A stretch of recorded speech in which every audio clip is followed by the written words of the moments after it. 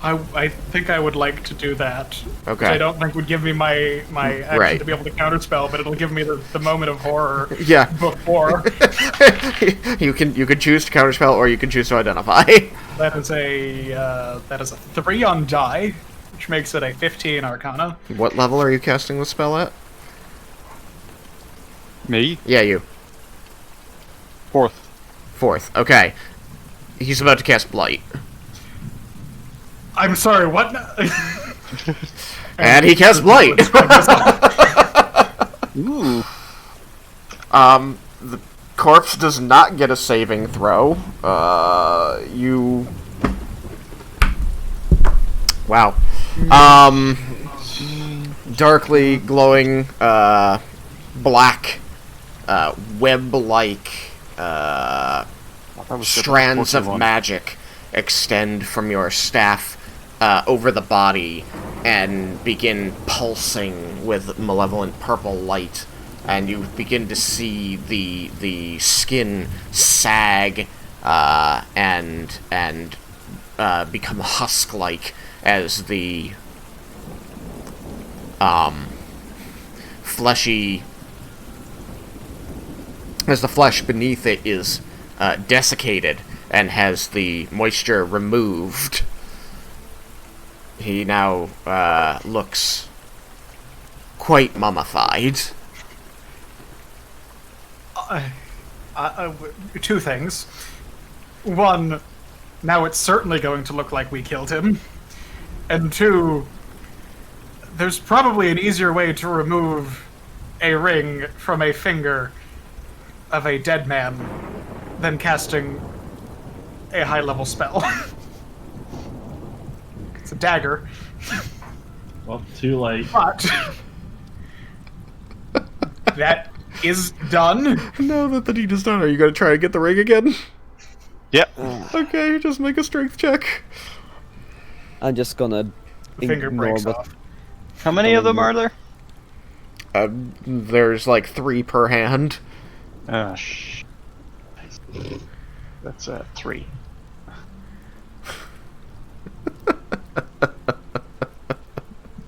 Withered hand. The leathery, deflated, just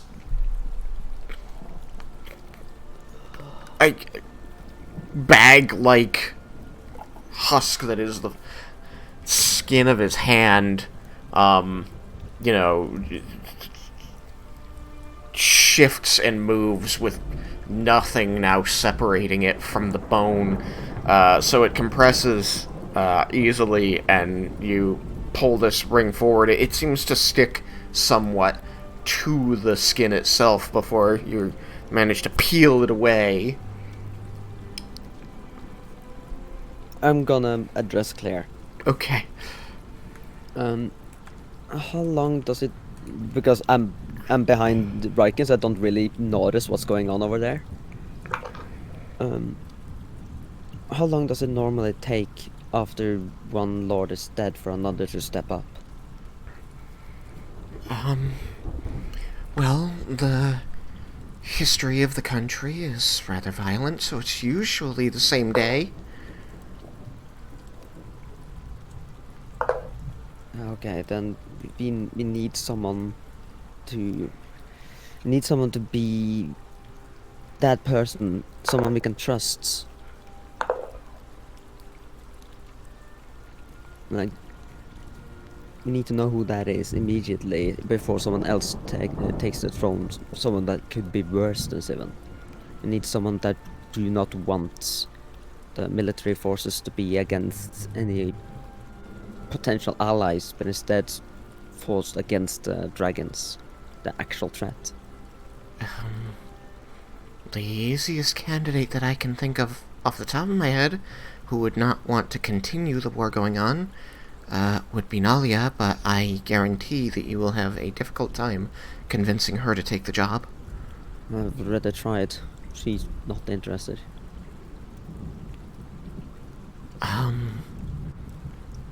I would suggest the money changer because he's good with sums, and very organized in his thoughts, but I think that he would see profit in the wars going on. Yeah, that doesn't sound good. I don't know how you want to make this decision. There are many people who live here. It could take a while to find the right one by the means you're suggesting.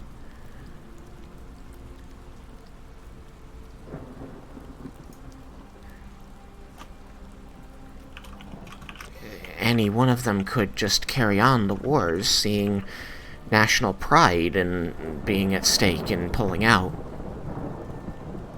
What do you want to happen with the war?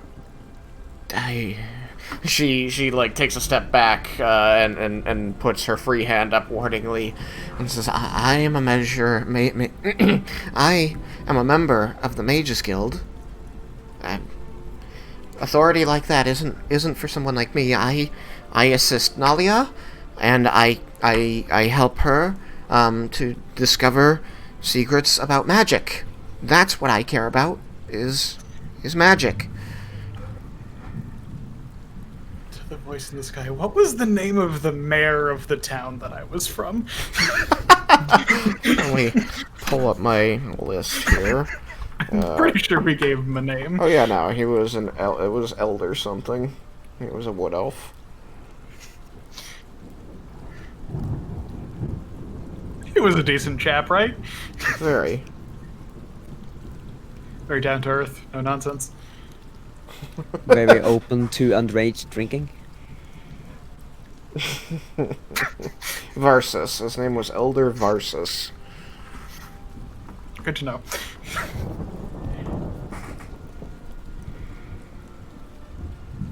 And his aide was a woman named Sharina. Sharina.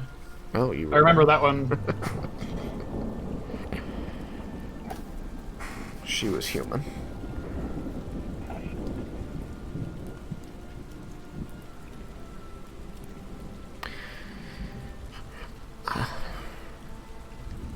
I could list off people all day, but any one of them could decide that it is in national interest to continue the wars.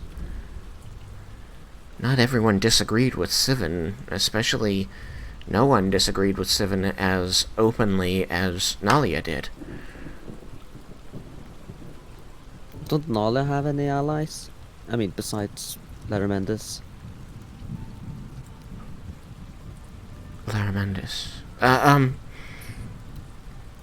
mean, she's well respected within the Mages Guild. But we're all mages for the guild. No offense, but I don't really trust the guild. After seeing them siding with the Drow.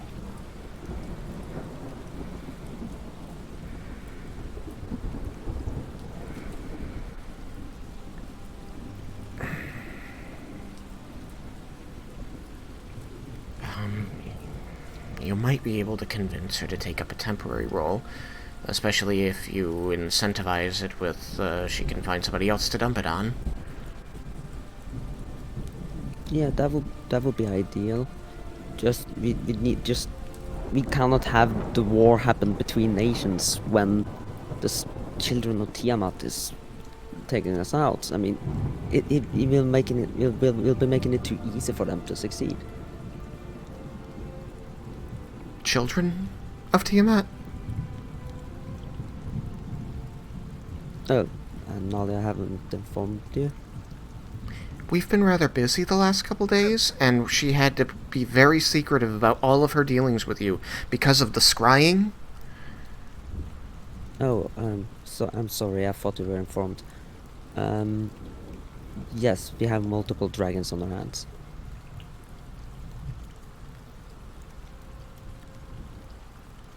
You see the importance of this? Yes.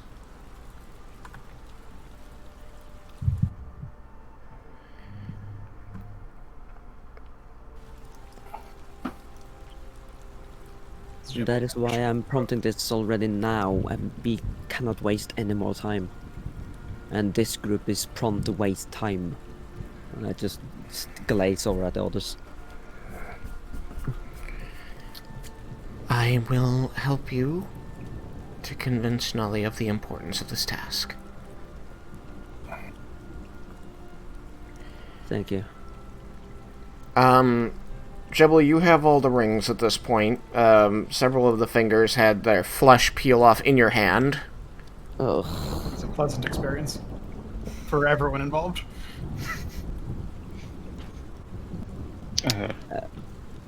Lovely. Larmendis, how is your gagging reflexes? I mean, at this point in his life, he's seen a lot. Remember that guy you froze to death? We don't talk about him. I didn't say he had done a lot. I said he had seen a lot. You mean me? He didn't freeze you to death. In the illusion. For, I wasn't. I didn't use ice magic for that. I used magic missile. Yeah. I didn't use ice magic. I used ice magic. I punched you to death. That's true. It was Yukikazu that froze me first. He is an icy dragonborn. Okay. What? So you guys have been discussing this for a while.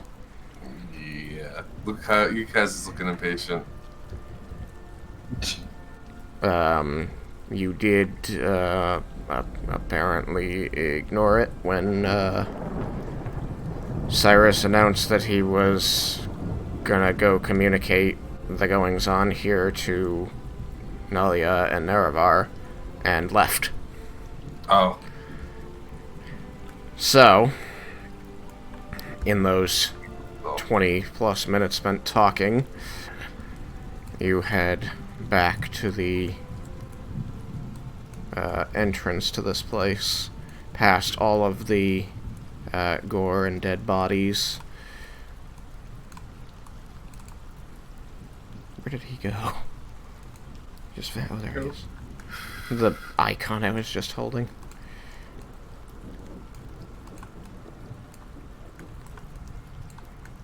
Please. Hey, dead body. Nobody invited you.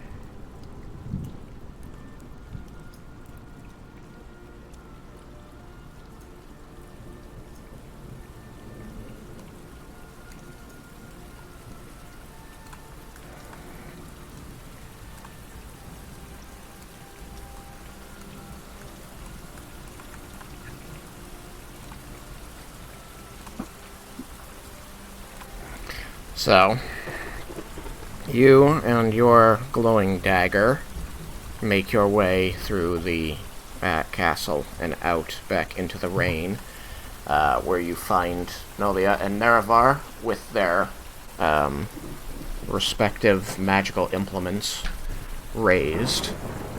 Nalia is holding a silver-looking wand that's about a foot and a half long and glowing lightish blue at the tip, and Nerevar holding his long sword that has the intertwining green and blue magic ribbons flowing from the hilt to the tip.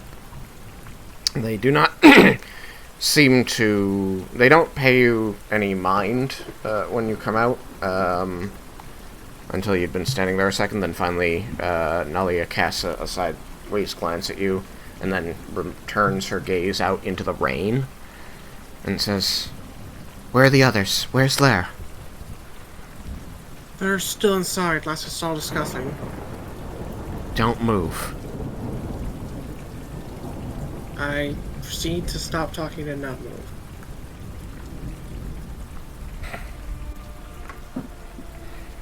It's hard to see through the rain, but the drow have made some demands.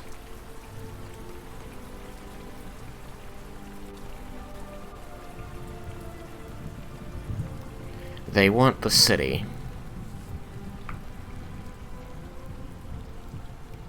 They say it was promised to them.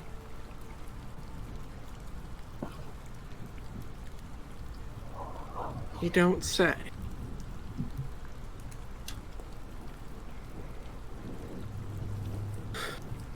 They told us Seems- you were dead.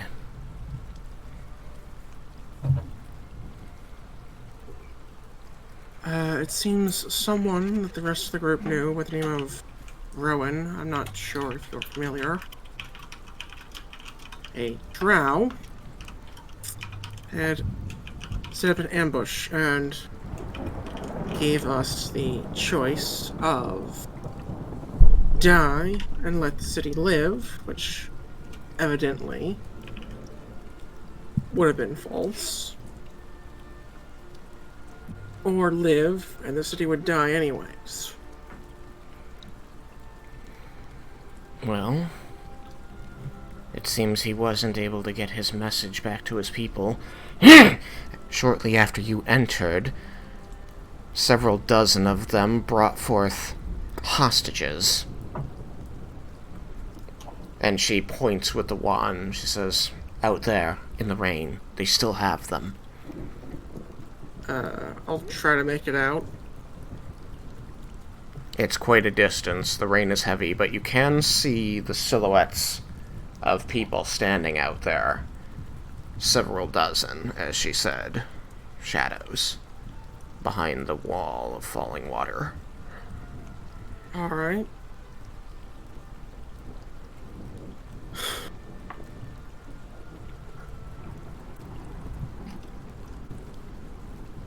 Oh, that's a problem. Yes. If we make a move, they'll kill those people.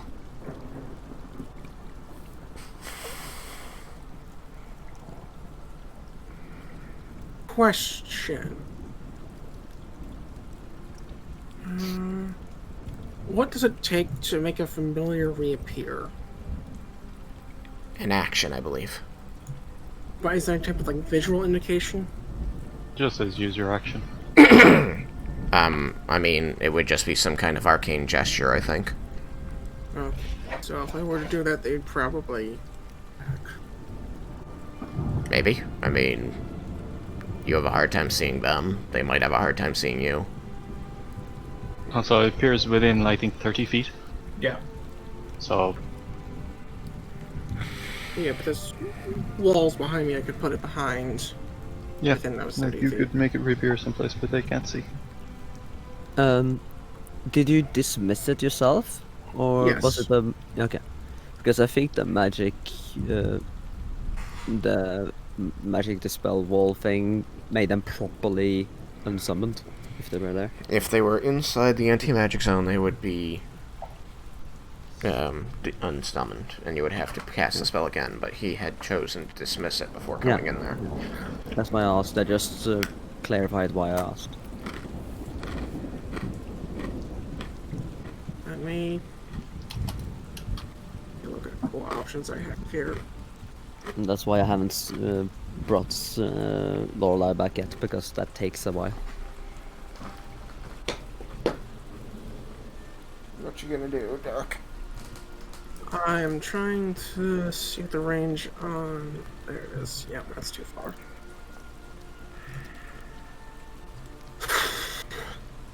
Do we have a way to get a message back to the others? So they might be able to plan something? I could perform sending.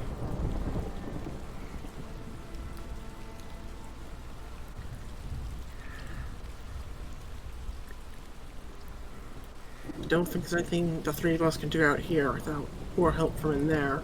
Something's happening.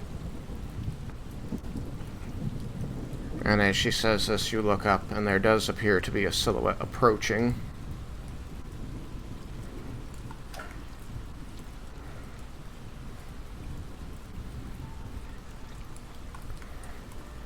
And slowly, this silhouette resolves into the shape, the form of a drow soldier, clad in leather armor, and holding a dagger to the throat of a young boy.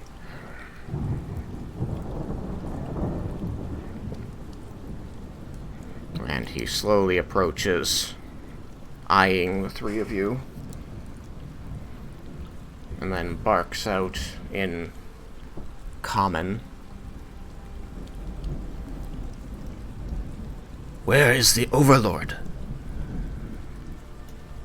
Why did he let you live? The Overlord did not let us live. He's abandoned you. He fled in terror. Lies!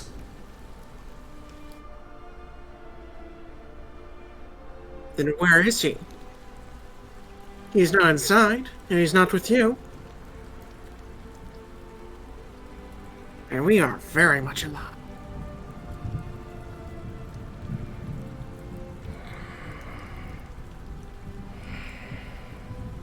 If that is the case, what do you plan now?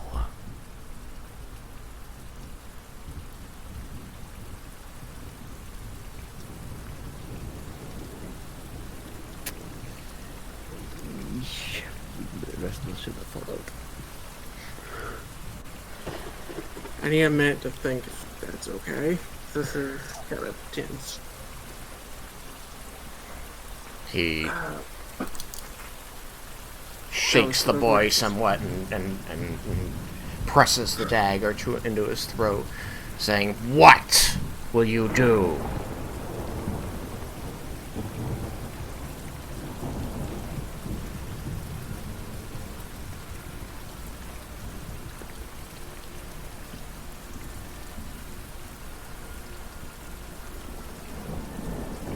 I propose a deal. He seems somewhat taken aback. Looks at you skeptically. Deal? You've been abandoned. You're no longer won't be able to get what's promised, at least not without a fight. No fight? We have prisoners. You do what we say. I propose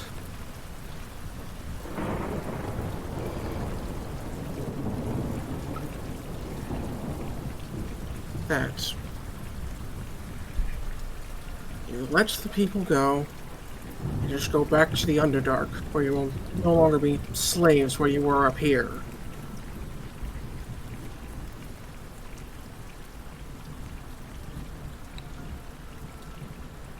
We trade one death sentence for a second.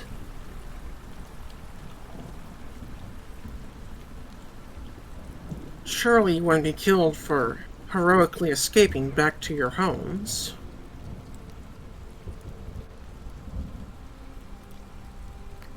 Lolth has eyes everywhere. She knows what we do here.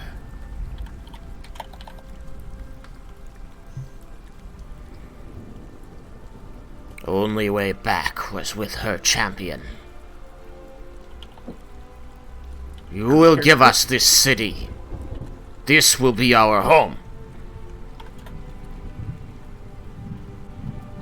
Out of character? Well, that answers that question. Oh boy. I've been put way more into the spotlight than I was expecting from just walking outside.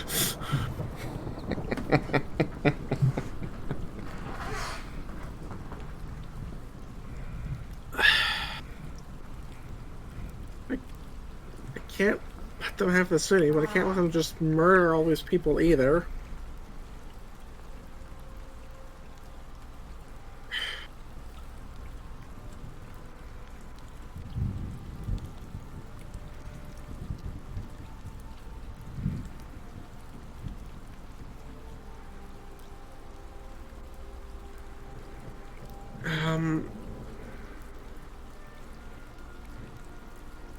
How far away from me is he?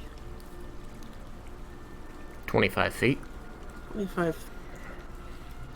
So I'd like to subtle cast detect thoughts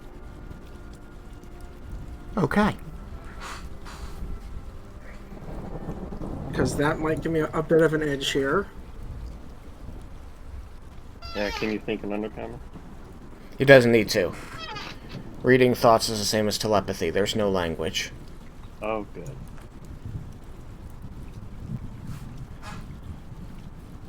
His surface thoughts are about his immediate survival. You can see in his mind that he knows if you attack him, the people behind him will kill their hostages. Immediately. Alright. You know that he believes he has the upper hand here because he has the hostages which you want. You know that he does not want to go back to the Underdark without the champion of Lolth and her blessing.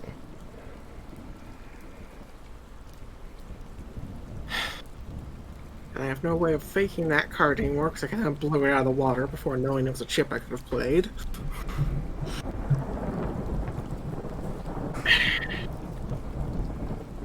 Which sucks.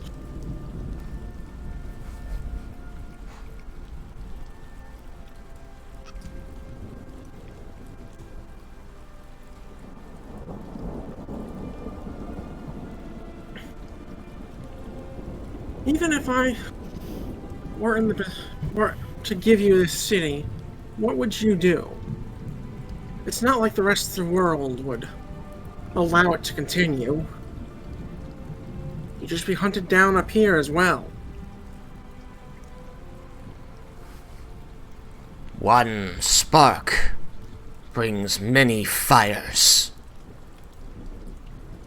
This will be the beginning. When we finally take the surface as Lolth promised. Surface ruled by dragons that have, what, nothing more than destruction?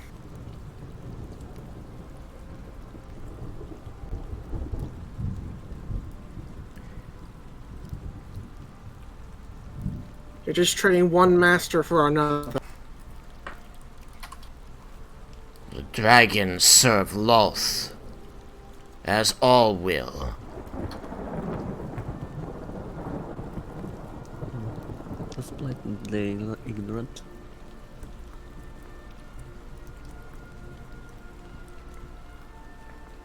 Your reading of his thoughts gives you insight into his statement. You know that the dragon serving Lolth is bravado. Yeah. However, he does seem to be aware that there is some kind of an arrangement between Lolth and the dragons. Alright. Out of character. I know a way to push this guy. I just don't know a way to get out of this situation with a sunny side up.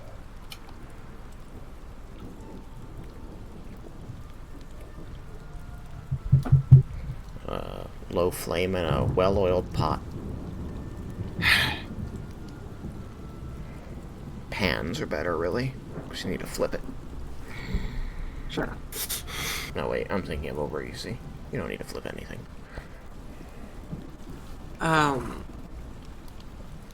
Really? The dragons that are immortal, that can't be killed by you or even her. They cannot succeed without her. Yes, but once they've succeeded, they no longer need you. And they cannot rival a god.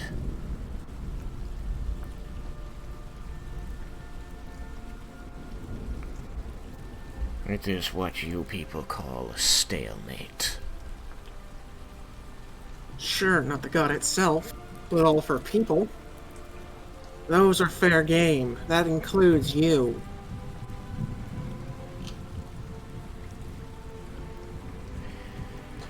You cannot use the dragons as a fear chip against my people.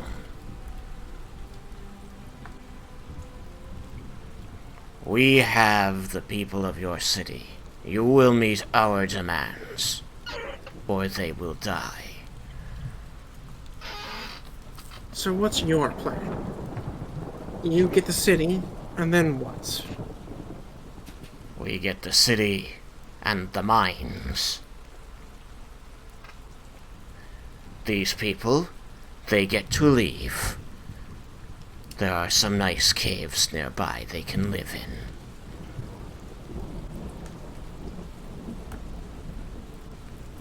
I'm sure Overlord told you about that.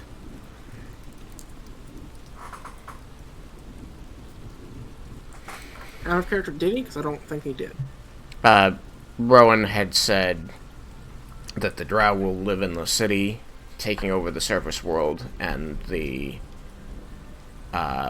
prize, the exchange for you giving up your lives, was the safety of the people. They would be allowed to leave, and they would be allowed to hide underground, the way the Drow always had.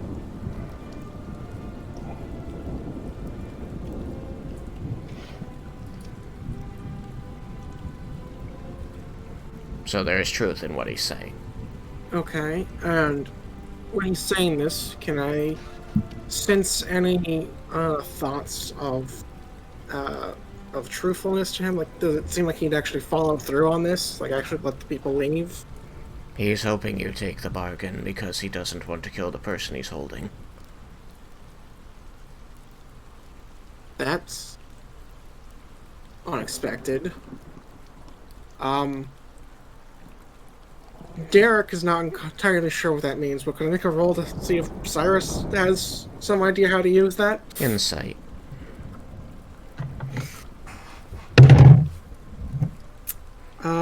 I got a 10, I believe. Perhaps he knows this boy.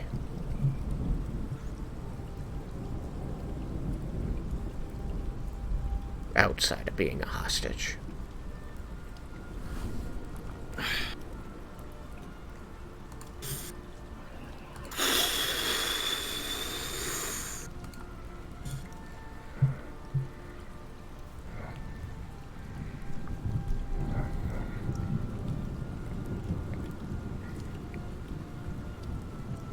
Beyond him, you can see the silhouettes in the... beyond the sheets of rain, shifting more than they had been. As impatience and uneasiness is probably setting in, since he's been away from the people he was representing so long. I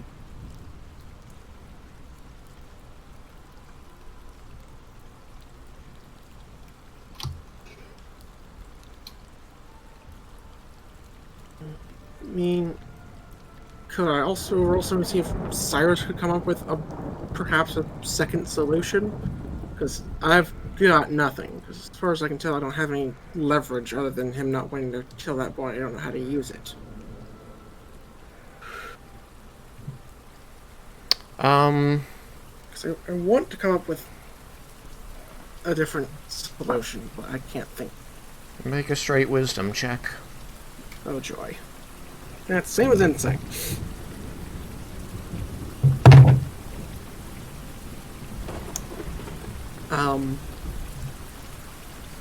No, checks. Quick.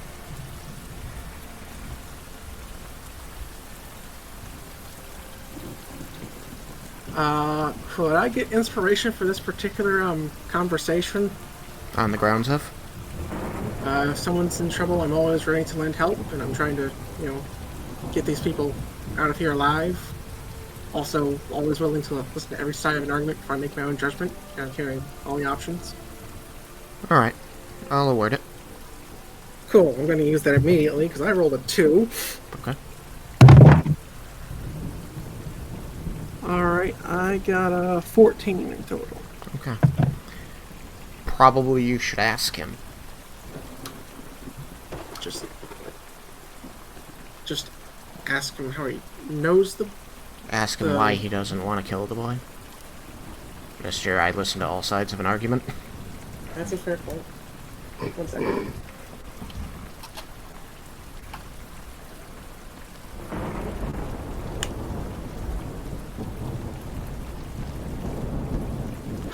Alright, well let me ask you this.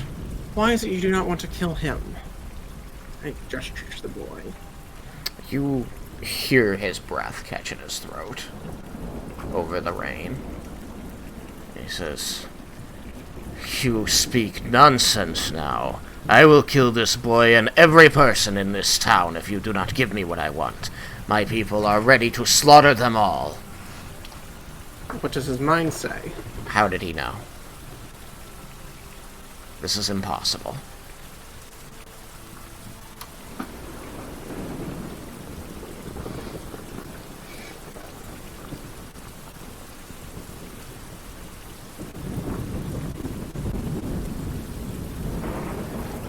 He can't possibly know that we're friends. Oh, really? You expect me to just kill your friend there? Expect for me to believe that you'd do this?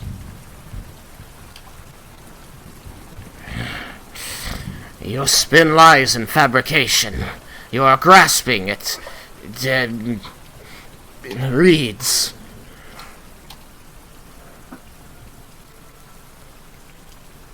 Why does it have you so flustered and off balance if it isn't true? You see him pull the boy closer, and the hand holding the dagger begins to shake almost violently. And the boy's hands, come up, grabbing the arm that's holding him still. And they make eye contact for a moment.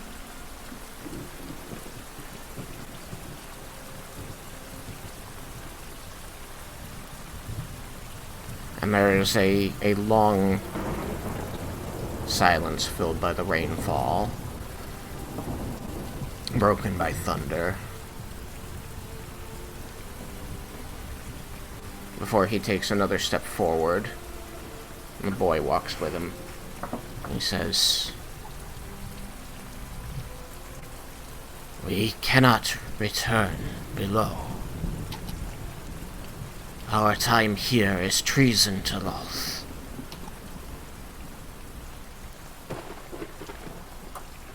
We were not treated well under Siven. But at least here we were not killed.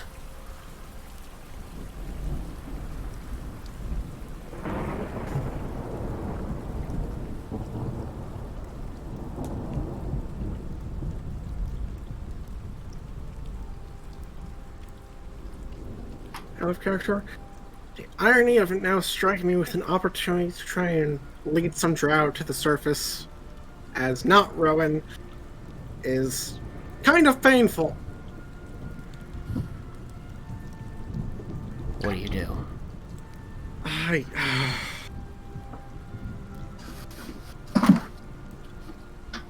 Now, how long would it take before we catch up to this? Let's see.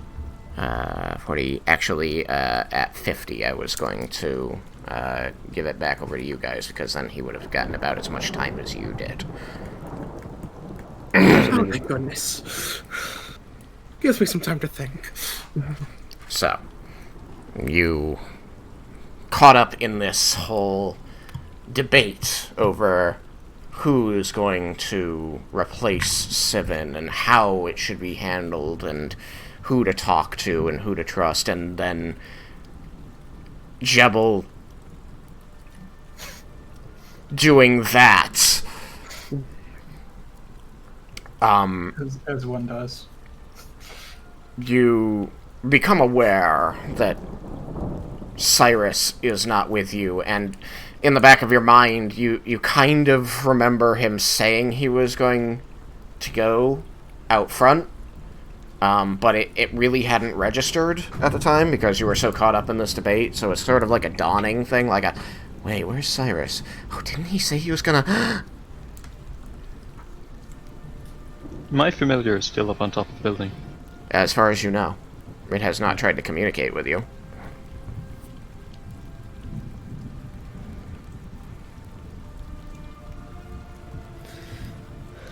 Well, we should hesitate no further.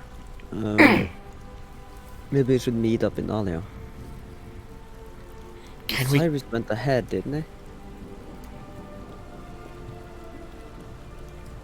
Can we go to Nalia? I'm worried for her.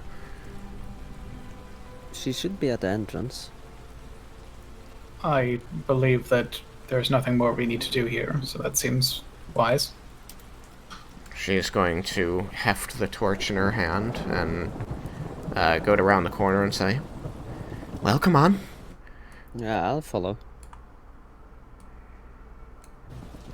Yeah, I leave as well unless somebody tells me a reason why we continue to have business here.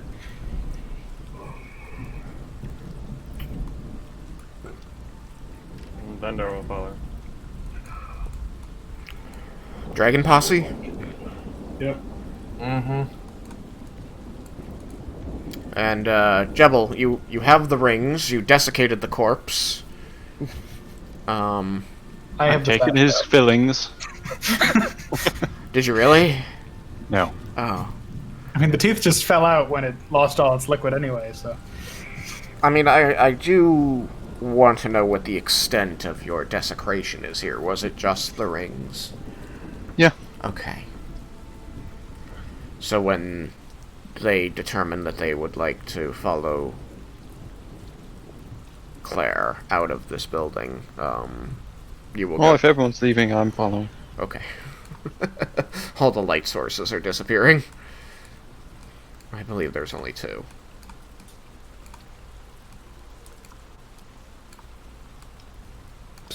Light sources of a filthy casuals.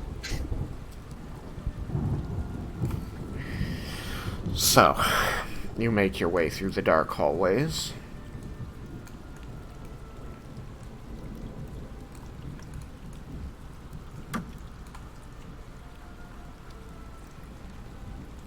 And, as you guys approach the door, Clara is going to raise a hand over her head to block the rain a bit, and then say, "Oh, Nalia, there you are!" Before moving to her. At which point, you'll see her kind of thrust back out into the doorway, and you'll hear, as you approach, Nalia saying, "The situation's a bit tense at the moment."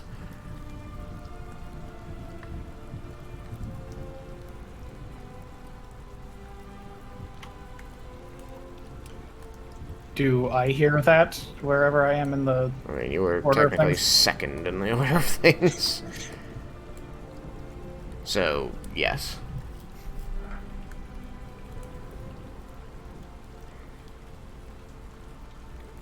What's going on? I whisper. Talia? Yes, because I want to be as quiet as possible, so Okay. it seems reasonable to pass up the chain to figure things out. Okay. What do I see? You see that Nalia and Nerevar are still standing their ground, the positions they took up when you went inside, and they look tense. They look like they're prepared at any moment to cast a magic spell. You can also see, and so you see that Nalia has pushed Claire away from her so that she won't distract her from the spell she's concentrating on. Cyrus is there with his back to you, and he seems to be talking to someone out in the rain. Beyond the fallen bodies, with the rain drawing the blood off the sides of the bridge here down into the river, you do see a single male drow soldier standing sodden in the rain, holding a young human boy at his side, with a knife under his chin. Looks like Drow has a hostage. I'm gonna walk up next to Cyrus, like the diagonal down from Cyrus. Down to the right. Okay. You move there. There, yeah. So I make myself visible, but not as a threat. Yeah, as you do, you're going to see him, like, tighten his grip on the boy, and the knife comes up sharply. The boy gasps. And you hear him say in common, "Tell your friends to stay back!" Stay back. No intention to harm you. Then why is not the Overlord here? Why are you alive? He left.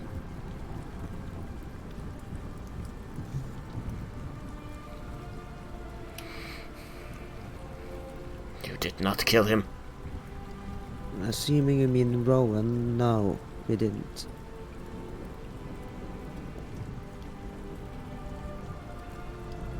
If you truly do not want to hurt that boy,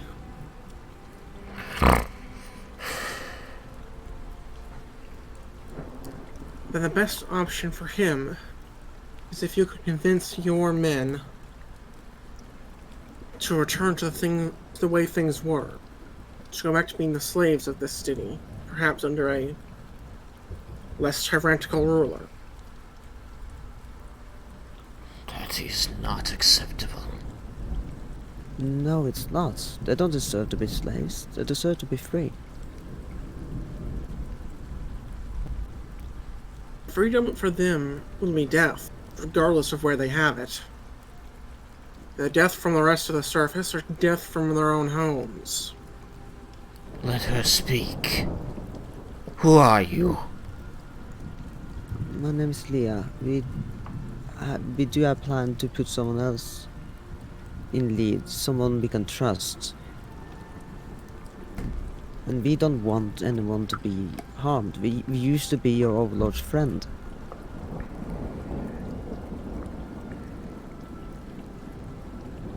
Are you agents of Loth? No.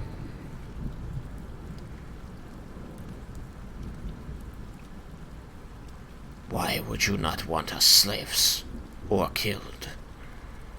No one deserves a life like that. As far as I can tell, you never actually done something bad before tonight, right? You were a slave here. And before that, I was a raider. I killed many humans. What for? It is our way. It is how we become closer to Loth. It is how we accomplish her goal. Our goal.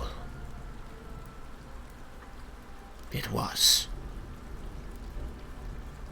And then we were trapped here. Punishment. Your Bromdor decided that if the Drow would take slaves, then so should they.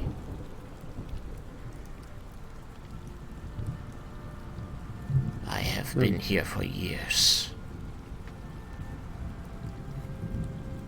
I saw how the slaves were treated here last time I was here. I did not approve, but couldn't help then. Maybe I can now. Why would you want to? I said no one deserves to be slaves or hostages. Maybe we can work out an agreement.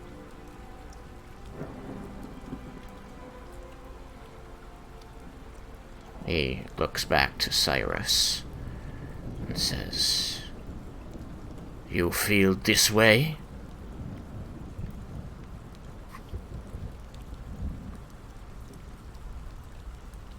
I feel an agreement could be reached.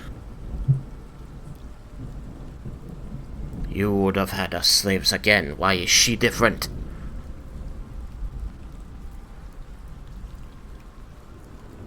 Evidently she's seen a different side of someone from your race. I have not. You do not change your mind, Leah, in spite of the fact that all of my kin here are like me. You didn't choose to be born that way. I learned that you can choose your own path, given the chance. That you don't have to live the life society expects you to.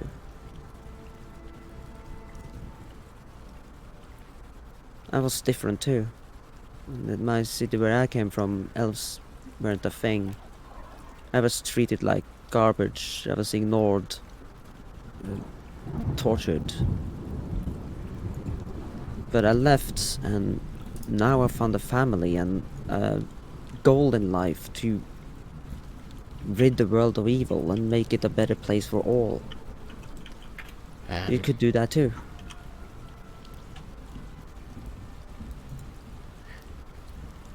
he seems to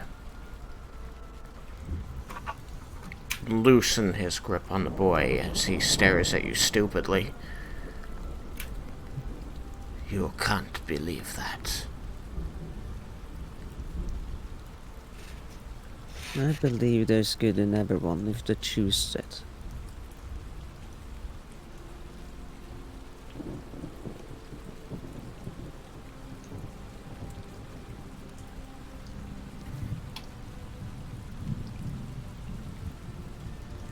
What promise can you make my people if we were to deal?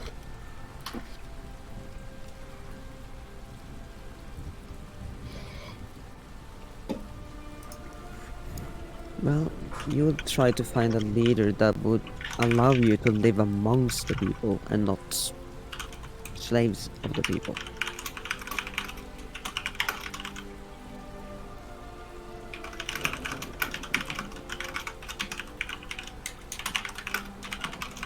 While this conversation's going on, I'd like to shift my target on the mind reading to the boy to get a sense of what he feels about all this, since there's supposedly a friendship between them. Sure. Upon shifting your mind reading to the boy, you find that he is scared. He is scared that if you attack the drow, he will die. He is scared that if you attack the drow, the people held by the other drow will die.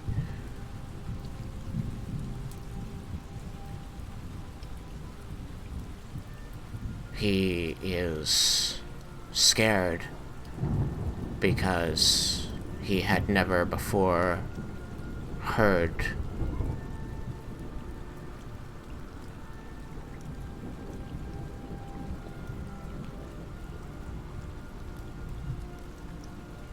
I'm trying to come up with a name on the spot.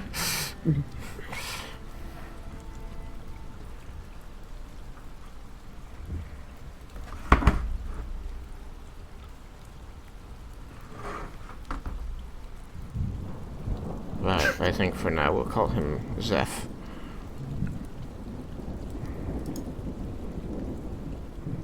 It's probably short for something, but it'll do for now.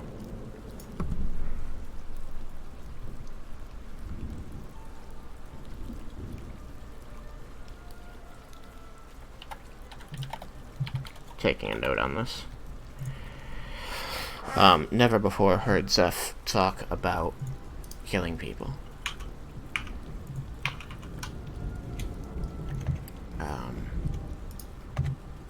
And several images run through his mind that you believe to be memories of times that he had brought food to Zeph, and Zeph had shared it with him.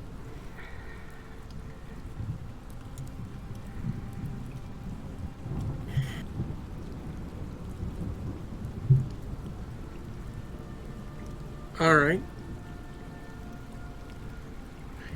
So, Leah... Perhaps to me will ease a bit. Not much, but just enough that someone could notice. Yes? You had been asked by the drow what your side would offer if you would try to make a deal.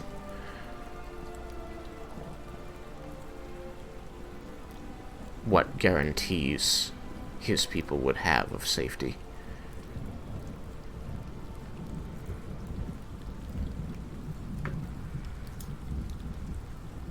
best we could do is to find someone that see the same way as us and want you all to live in a perfect society. Something like that cannot come over the night. But eventually, maybe we can work together to make not just Bromdor, but the rest of the world a better place. We can only deal with the here and the now. You will make these people understand. You will make these people accept us. We will not drive them from their homes, but they will not make us leave either. And we will not be their slaves. For us to make them understand that, you need to loosen your grip. We cannot make them understand you don't want them harmed while they have them on knife point.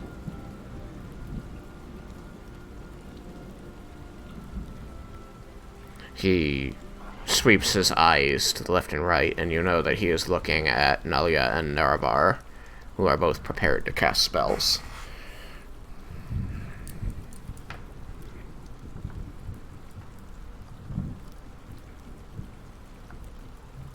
We will not attack you. I promise. You don't seriously trust this drow, do you?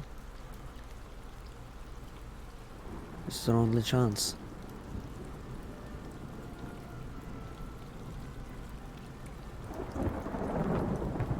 He has admitted to murder and raiding. I am murdered. Do you see me the same way?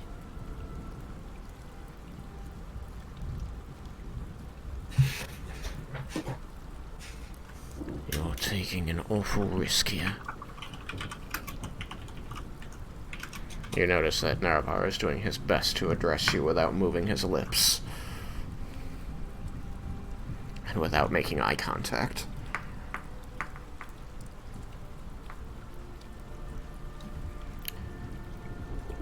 Well, one of you two is the negotiator. What do you want us to do? Don't attack him if he lowers his knife. Nalia seems equally reticent to drop her spell. He won't drop his weapon if you think he's going to be attacked. Where do you stand on this, Cyrus? How about this? One of them stops being ready to cast a spell, you put the knife down, and the other one will stop.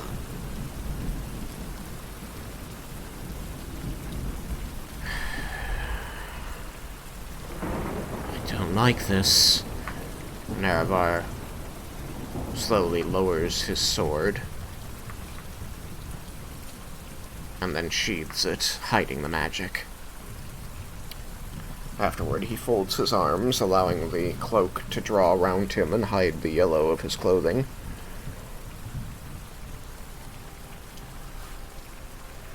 A few tense seconds pass, and the drow before you pulls the knife away from the child's throat and down to his side before making it disappear. And then slowly you see him loosen his grip around the child. And as he widens the distance between his arm and the child, you see the child step away and then grab his hand.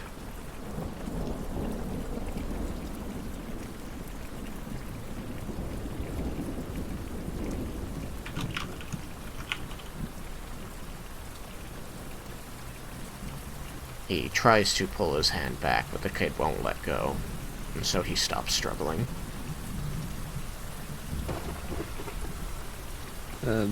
I look over at my companions. Do any of them, and I do the last one, stop casting a spell now? Nalia seems very unwilling to let go of her spell. No, please. Trust me. You haven't seen what they do. I have. It isn't human.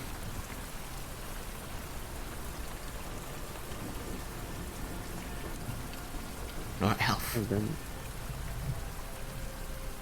but these people have lived among us for a while. They can learn.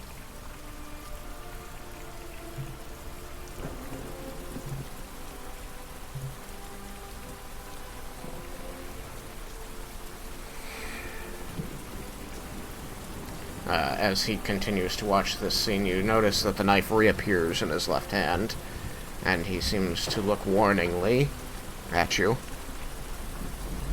Drow are not the only ones that has done bad things for survival. I witnessed elves do the same. I had a couple trying to sacrifice me once.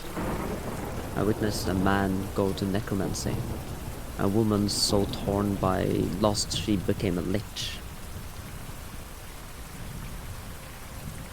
Evil exists in all forms. You cannot just judge people by their appearance and assume they're going to do bad things by that.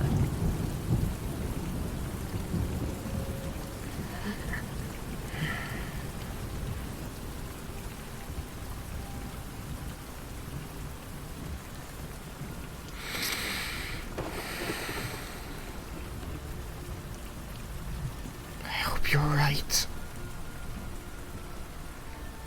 Very, very slowly, she lowers the wand, and the end of it ceases to glow.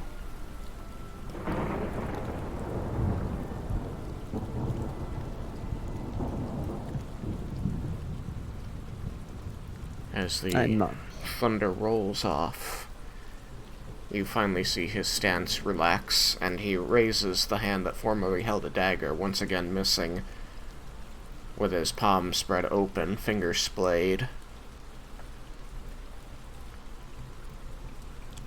What is your name?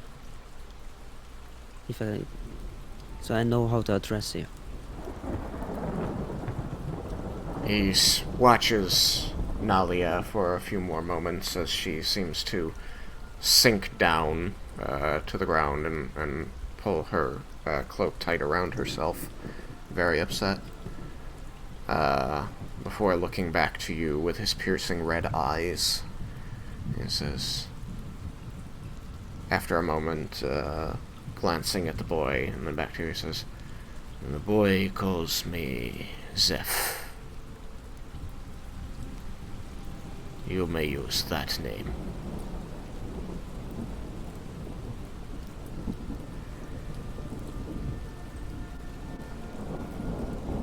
Boy, what is your name? I'm Marius.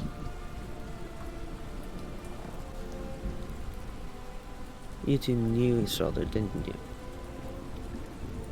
Mm-hmm. Zeph works at the docks. He's my friend.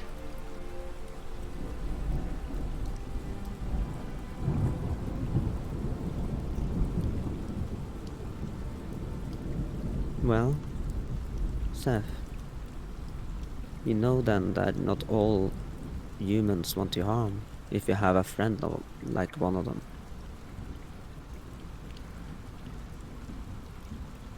This city is a spark that will might light many fires.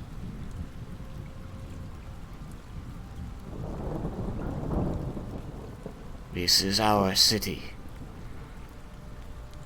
Could also be a droplet to snuff them out.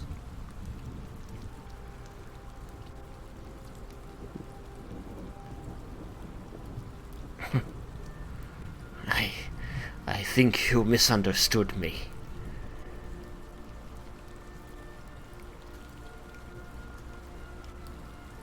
If we can make a deal, and you can talk to these people on our behalf, this city could be the spark that lights the world on fire, that changes who we are and how we are seen.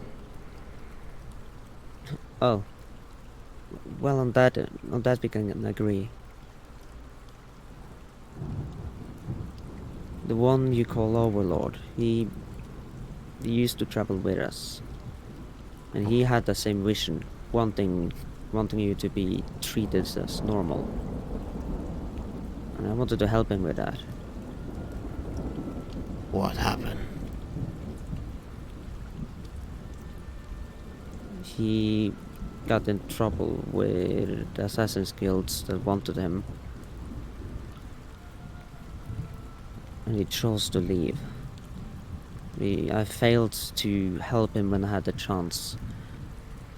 The least I can do is try to do it again. I wish to help you. I wish to help all of you. There are more of you.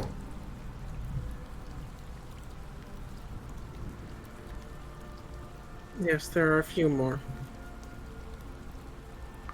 Fetch them. All must be part of the deal. I look back at the group and like wave you to come closer. Oh, whoopsie. This guy's in the wrong spot. I didn't notice he was still left. He's just like, sup? You're like, yeah, you know, same old. I was hoping maybe recruit? And Beck.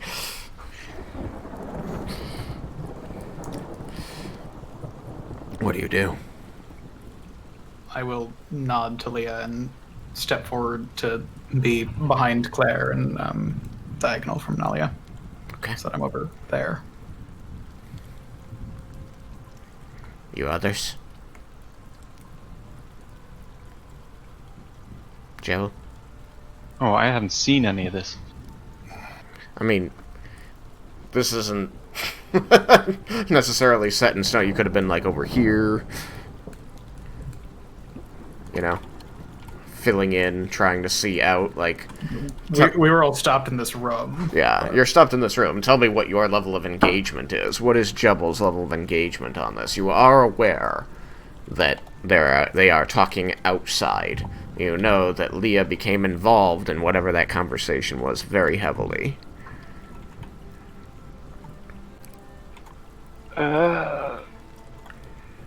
Did Leo beckon everyone to come forward? Yeah. Yes. I'll walk up beside her. Okay. It is possible for you to have heard everything Leah said at the very least.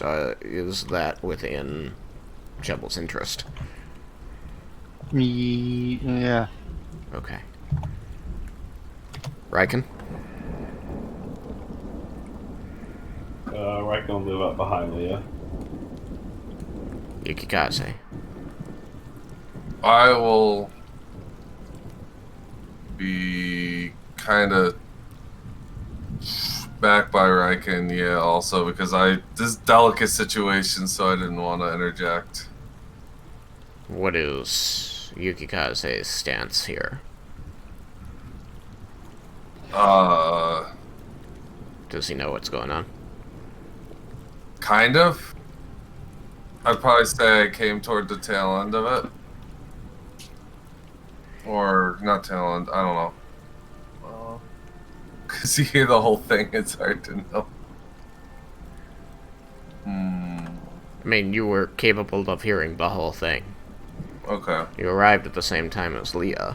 She's just the only one who stepped out there. Yes, okay. Vendar?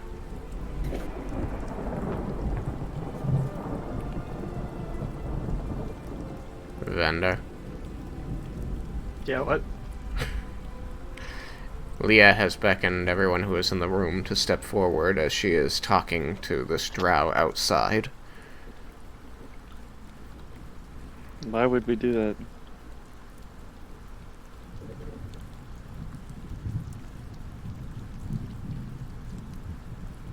Is everybody going forward? Everybody else has stepped forward. I will allow you to ask that question to Leah. Okay, I will ask that from where I am. They need to know we don't want to attack them. Please, just trust me on this. I can't shoot out there. You're not That's right, supposed that's to the shoot point. at them.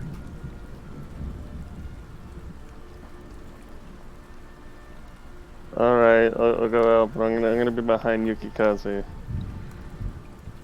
And please keep your weapons sheathed.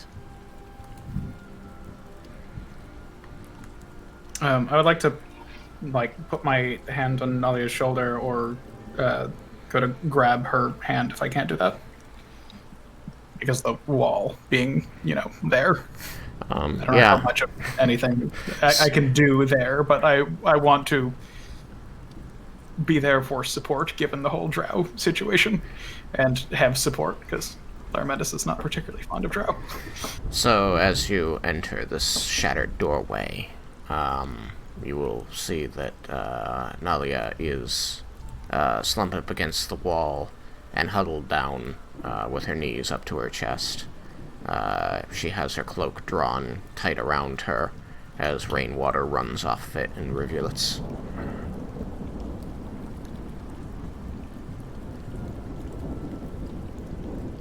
So she will not see you reaching for her. You will have to make a concerted effort. I do. Okay. You reach for her. Around this corner, it's a little awkward. But you manage to get a hand on her knee. And after a few seconds, one of her hands will appear from the cloak and grasp yours.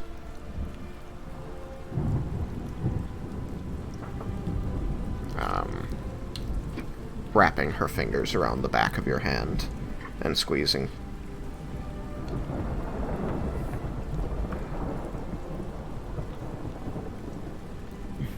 You can feel her breath ragged and shaking her body.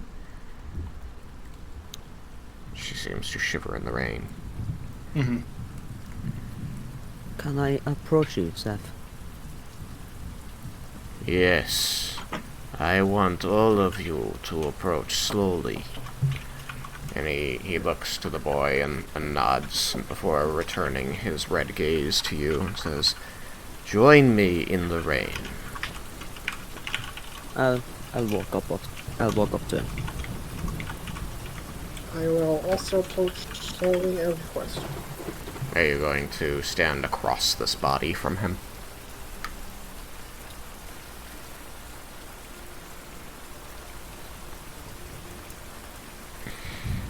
Leah? Yeah, I mean, yeah, I don't wish to step on it. So, Just hear it crunch. Just like, oops. Like, yeah, I mean, yeah. Claire is going to move up. Nerevar is going to move up looking uneasy. Jebel? I'll move up to behind Leah, Okay. Raiken? and I'm going to try and telepath to Skith.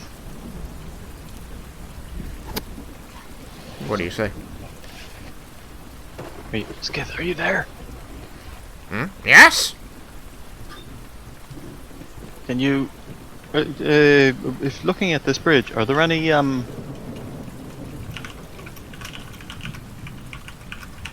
posts, like tall posts on the bridge, or?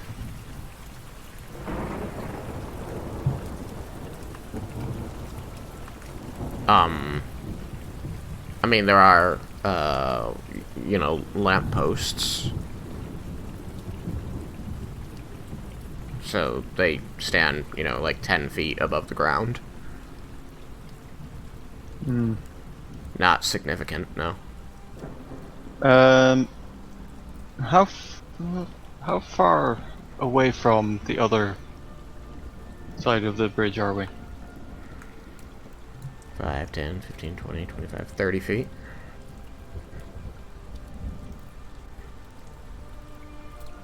And The river's 30 feet wide, 25 feet wide.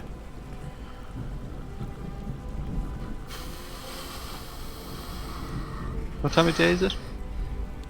What time of day is it? Is it easy to tell? I mean, it's been raining heavily. Yeah, it's been raining heavily. You know that it was like... You'd been told it was before noon, when you arrived. It was somewhere in the Oh mid-morning. no, but I mean, I know that it's not dark out or... Yeah. You know it's not dark out. It's somewhere around midday. The light is gray and dim as the rain continues to fall and lightning continues to flash and thunder continues to crack around you. Which hand is he holding the boy in? The boy is to his right, so on the left. Yeah, so he holds it with his right hand. Mm-hmm. Then I will slowly move my left hand forward, indicating a handshake.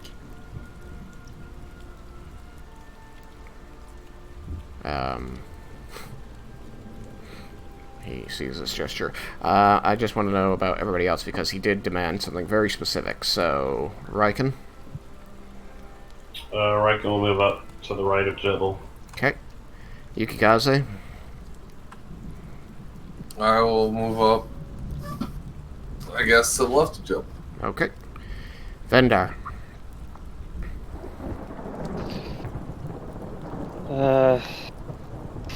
I guess I'll move up To where? behind Jevil. Okay. Laramandus?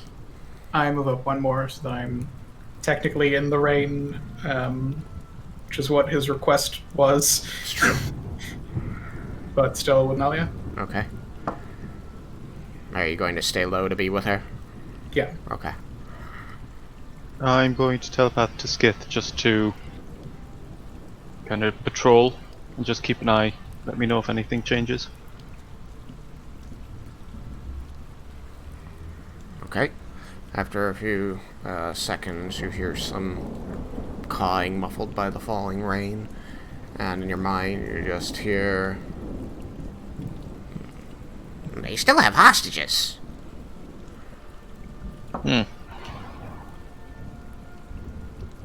And jumping back to Leah, he's going to look at your hand and look down at the fallen drow body between you. He's going to say, "You do not want me to lower my hand."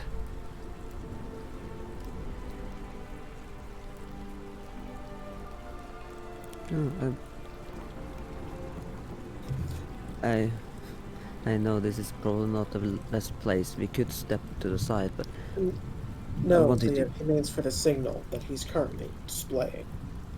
His hand is still raised above his head, with his fingers Oh. splayed out. Oh, right there. Oh, are you gesturing to someone? If I lower my hand or fall, the people of this town will die. Oh, then the handshake can wait. Unless you're willing to let go of the boy, but I won't demand anything. I just wanted us to feel like equal. You are a very interesting person.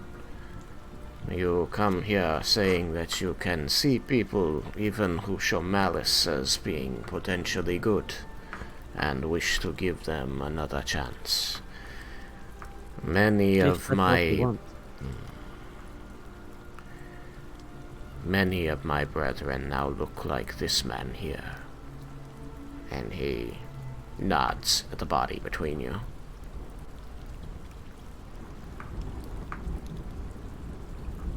Yes, I'm sorry of what happened to him. We tried to get as close as possible without causing any bloodshed. We were under orders to prevent any problems in the city. You were a problem. But you had disguised yourself.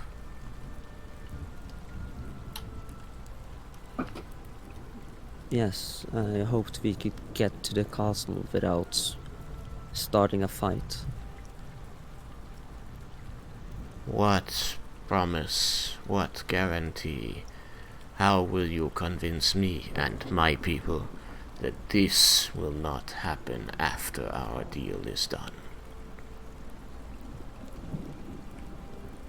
You will be under our protection. Your protection. So you will fight the people of this town to make them understand. And you will protect us from the dragons. We are here to stop the dragons. That is our goal, and for that we need all people reunited, of all shape. And you will protect us from Loth when she comes to hunt us down. If it comes to that, I will.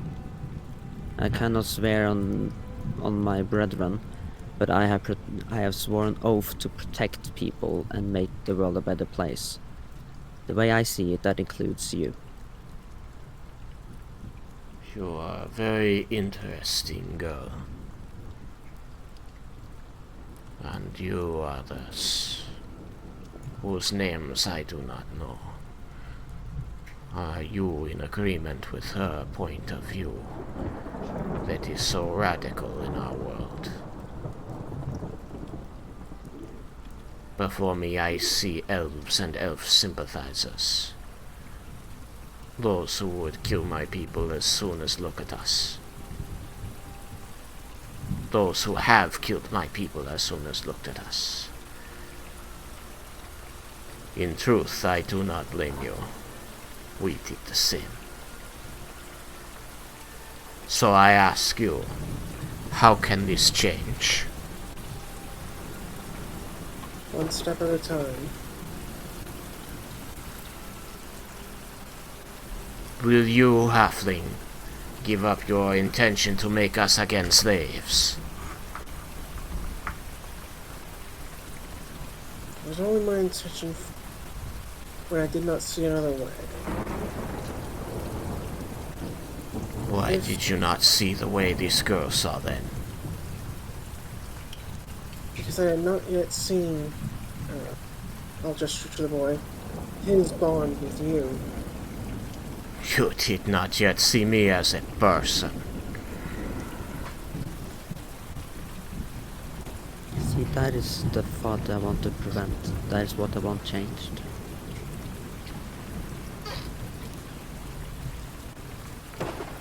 I do not blame you. But you are not the only one who thinks that way. We are not people. Just as to my kind, you are not people.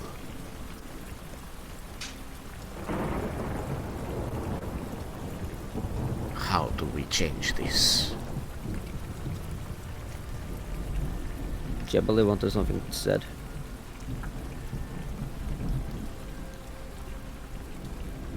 Jabble? Hmm? You wrote in chat that you wanted to say something. Oh no, I'll let you finish that. I have a question I can ask afterwards. Okay. Is it pertinent to the discussion now? Because he is looking to get everyone in front of him responding. He's been dealing with Leah almost solely. Leah and a bit of Cyrus here. And as he has... It's not immediately pertinent. Okay. So, he is looking to see that this very odd way of thinking about this situation is held by other people in the group. That is what he is asking. He wants answers from someone other than Leah. The true enemy amongst your people are those who blindly continued to pursue Loth's evil ends. As long as that can be known to no longer be a concern, then bloodshed should not be necessary and would honestly just make things much easier for Lolth's servants and the dragons that are rising in power now.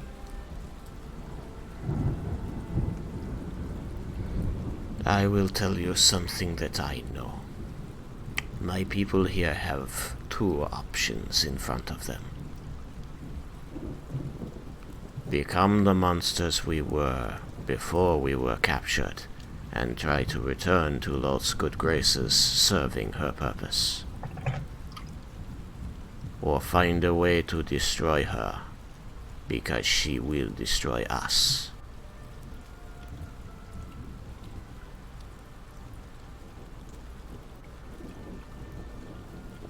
Would that entail fighting the dragons?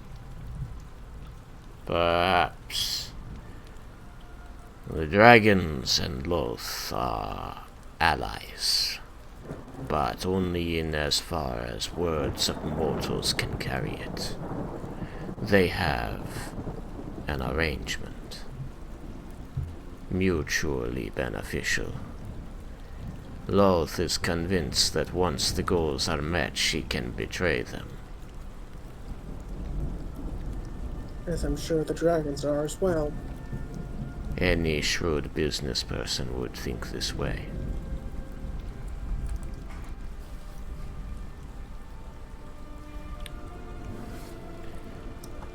I am telling you this because you are now our hope for survival. Jebel's just going to kind of poke around from behind Leah. Goes, wait, how long have they been allied?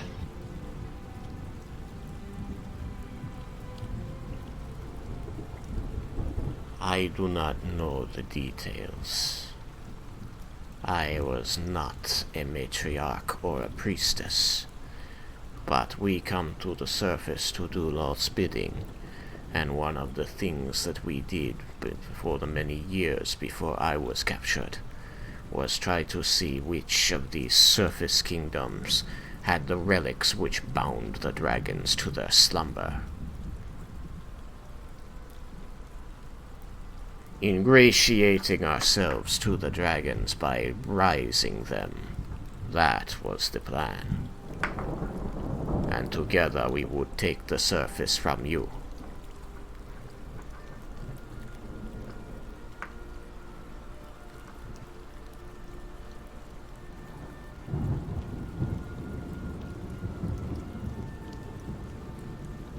Landlord. And then he'll turn to Leah and look, try and get Leah's attention and go, wait, wasn't Rowan trying to stop that?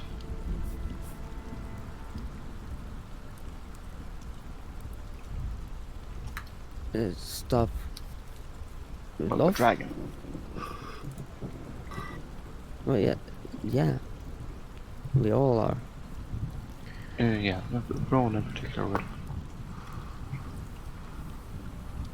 Yes, he tried to fight with us against Bala. So now is he going against that now? I don't know. That is confusing me as well. I wish I had a chance to talk to him.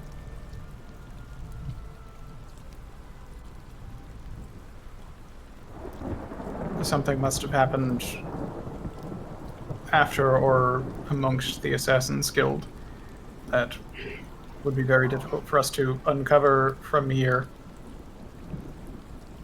Regardless, this is not the time for talk of that. We have a more pressing discussion. Well, may I address you, Jebel?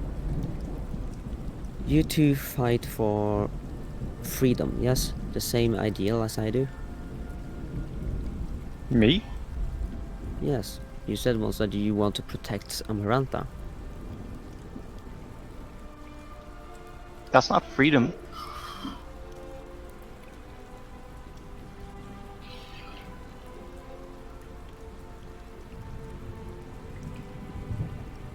No, but having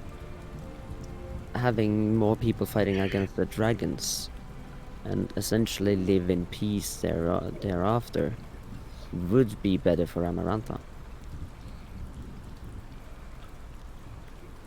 War will only see nature destroyed.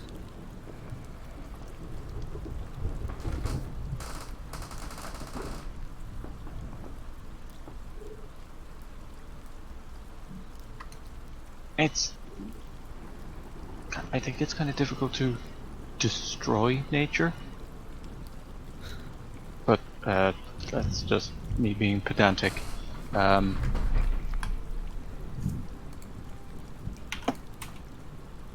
Yeah.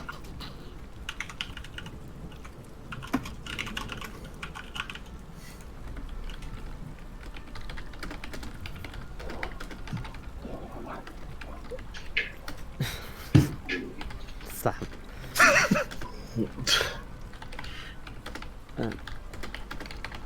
Well then, Dad, Yes.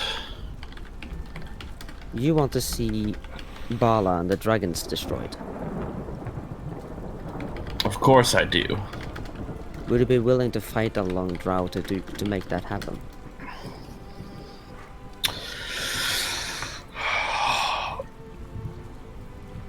It would be difficult, considering that they are the prime suspects for the death of my parents, as well as the leader of the seed of Bahamut and Arcosia. I would need to see that I could truly trust them. Perhaps they could have information that could lead us more directly to the ones who actually committed the act. Yes, see, that they are of the same race doesn't mean they are responsible. These people were here. What if it was elves or half-elves stealing the armor and killing your family? Would you blame me or Larmendus for it? No.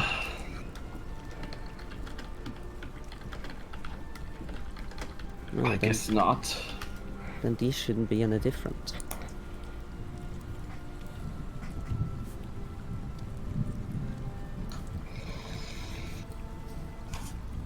Well, I'm willing to listen.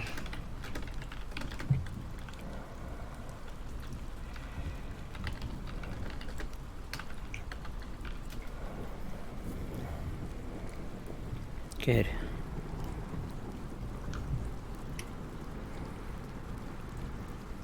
Yukikase. It's hard for me to put a lot of input on this because I only know Drow from stories and information that has happened upon. I have no problem with creatures or beings that are good or do not do evil things. Everyone has opinions of Drow. What is yours? Well, I had no problem with our previous comrade Rowan, although he did have to suffer a lot of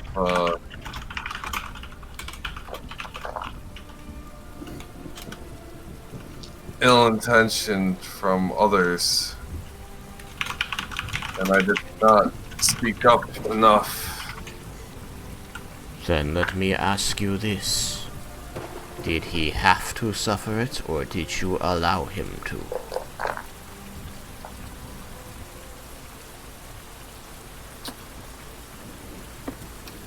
My naiveness was not enough of a reason for me to have allowed it.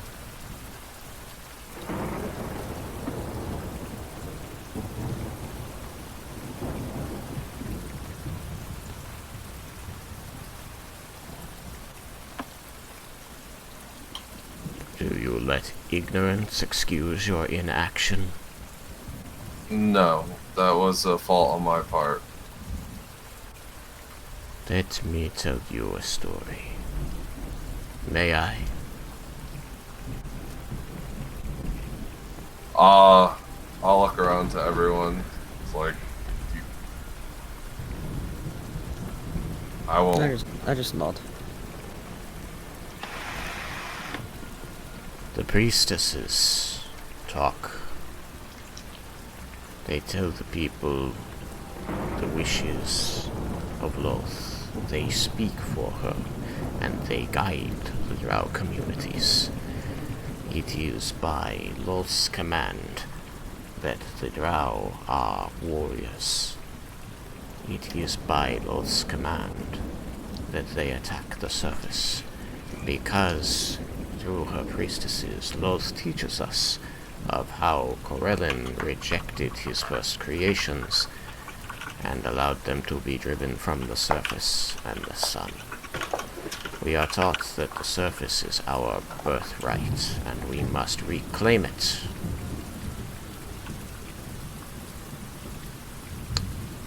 There is one other thing that we know,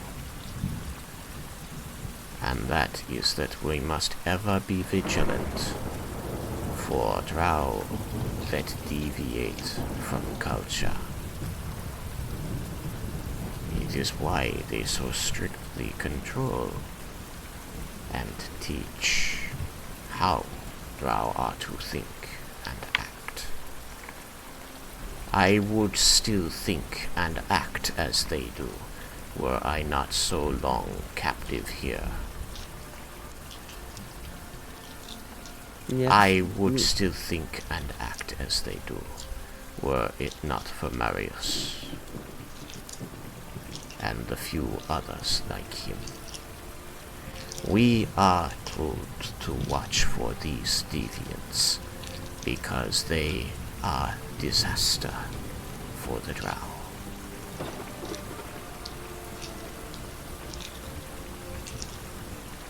You say that you traveled with a deviant. We did.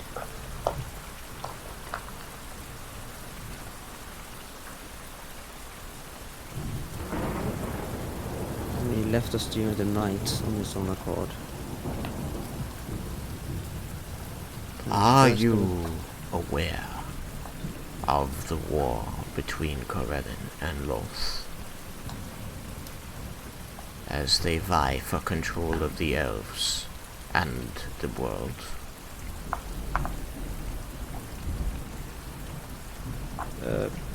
I look over at Hermandus.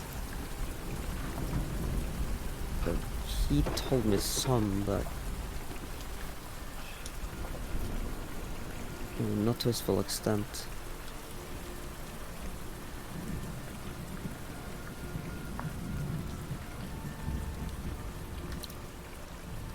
Corellin abandoned, abused, and left Loth behind to suffer. And so she swore revenge on him and his elves. She made us to be the vessels of that revenge. She commands her priestesses to destroy things of beauty, because they are what Corellin treasures above all other things.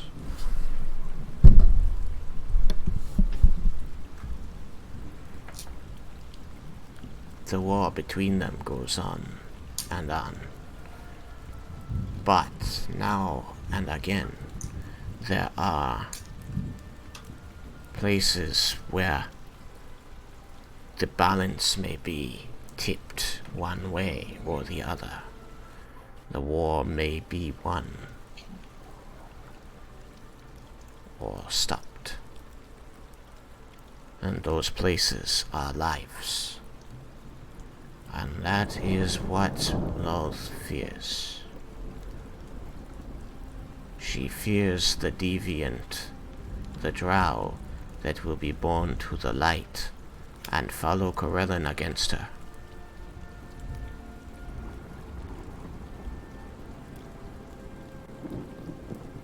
have stories of this man.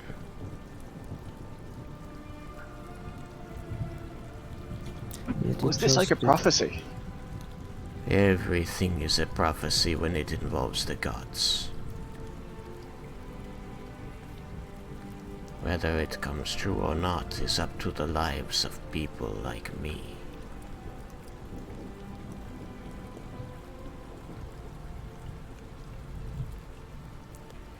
That your former friend has become this overlord, champion of Loth, is very suspicious to me. But perhaps I am just a superstitious old man. It is unknown to me why he chose that. But as previously stated, I believe that everything is up to choice. You don't have to have a god tell you how to live and what to do. You are in control of your own life. The gods are powerful entities, and the clerics and the priestesses, yeah, he would say priestesses, not clerics, are proof of that. They can shape the world with her power. Your priests of Corellin can do the same. When a god is telling you a thing must be done, how do you refuse?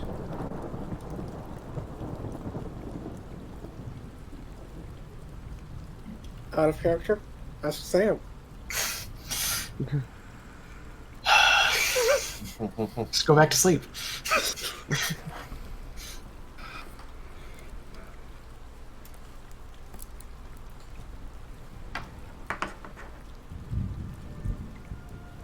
Some of my people here think the way I do. That perhaps we are not better off trying to get back into Lord's good graces, but some of them will not agree. Not right away.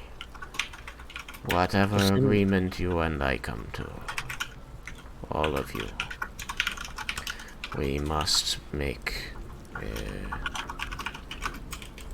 room to try to change their mind.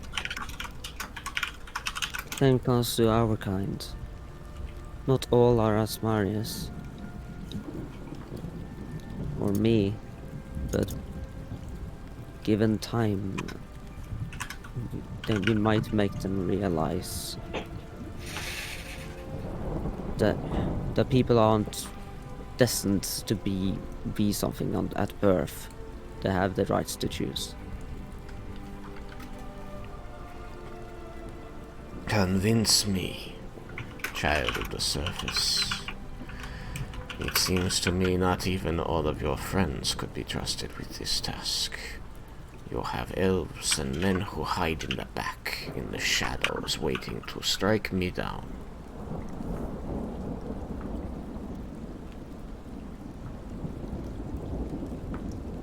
I can't speak on Nalia's behalf, I haven't known her that long. But Laramendas is back there for her.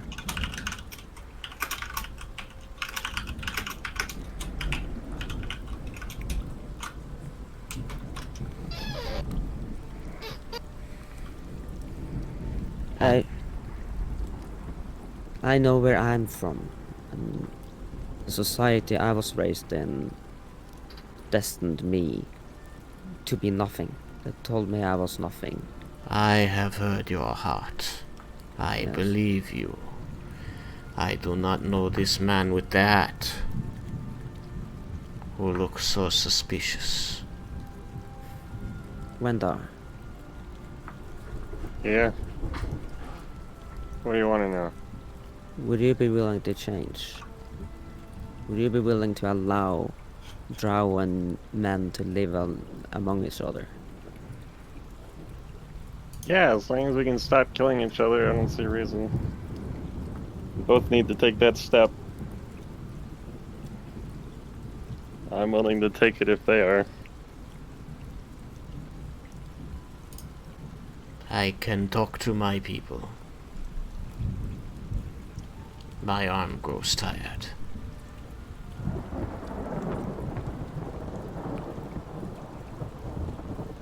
Marius, go to the others. I will join you in a moment.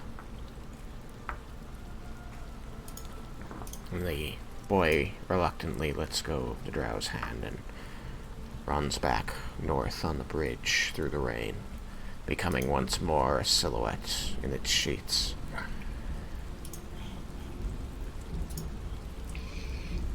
This is a tenuous thing we do. I am choosing to trust you because I have been moved by the words of this girl and the intentions of this halfling.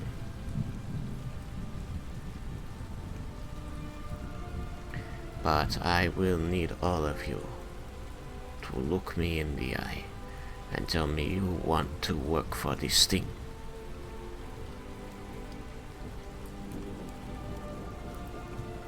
I can say I do.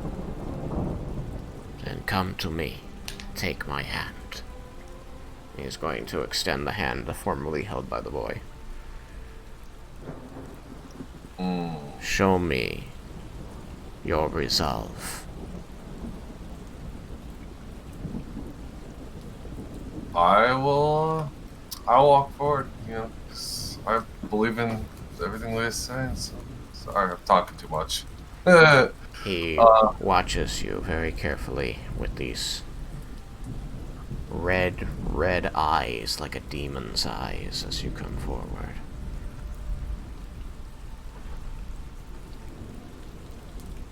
I will, I'll say, what would be the best way? He still holds his left hand over his head, but his right hand is free. Yeah, I'll walk where my, my hands are exposed, just to, be relaxed and look. Oh, good, and I will walk forward and go to take his hand.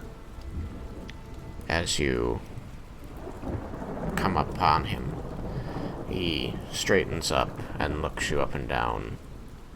You can tell that he is taking note of where your weapons are, and that your hands are empty. He is shorter than you, being that he is not 7'7". But he looks up at you with those piercing red eyes. And while your gut instinct to seeing those eyes is uncertainty, caution, self-preservation, you do find that as he continues to stand there with one hand raised over his head and his other hand empty and not moving for any visible weapon, that there is a level of a feeling of calm begins to pass through you. And finally he narrows his eyes and nods and raises his right hand that he had down at his side towards you. Okay. He grips your extended arm and says, "Then I wish to make a pact with you that we will try to find a way to keep us all alive."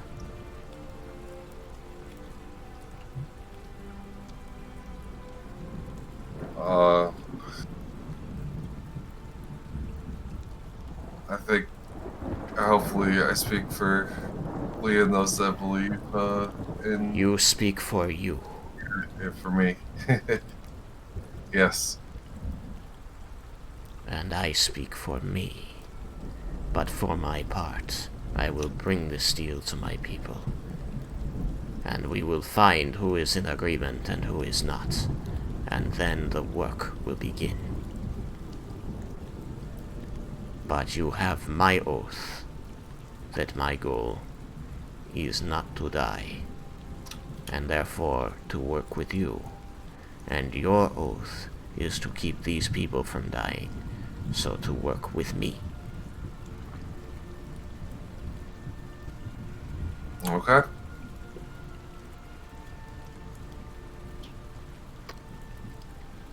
He releases your arm and says, "Let the next approach." I'll go up. You were the first to speak.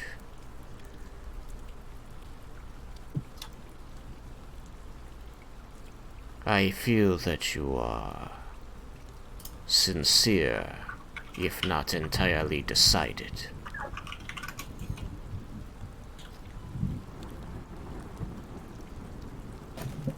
Will you work with me and my people to keep us from being slaves or killed?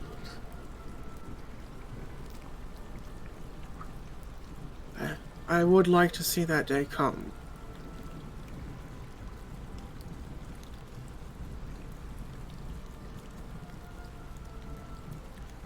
You have my word that I will work to try and end the violence between us.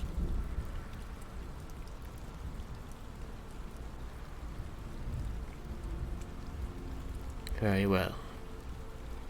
Again, he slowly raises his hand toward you. And I'll, put mine on as well. He has to bend forward a little. Yeah, not much I can do about that. Jump. By this oath, we will work together, and not against one another. Our goal is mutual survival. You will keep my people alive, and I will keep your people alive. Indeed.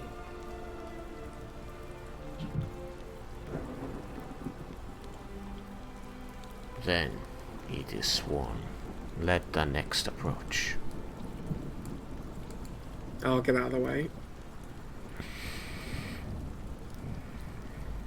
Raiken will come forward. Zoop. I assume you would go that way and not try to step over the bodies. Yeah. Probably just common courtesy and the fact that he doesn't want to. Yeah, that just seems very bad. Just march across the corpses, step on one of them's head, crush it. It was like that when I found it. He finds himself once again staring up into reptilian eyes.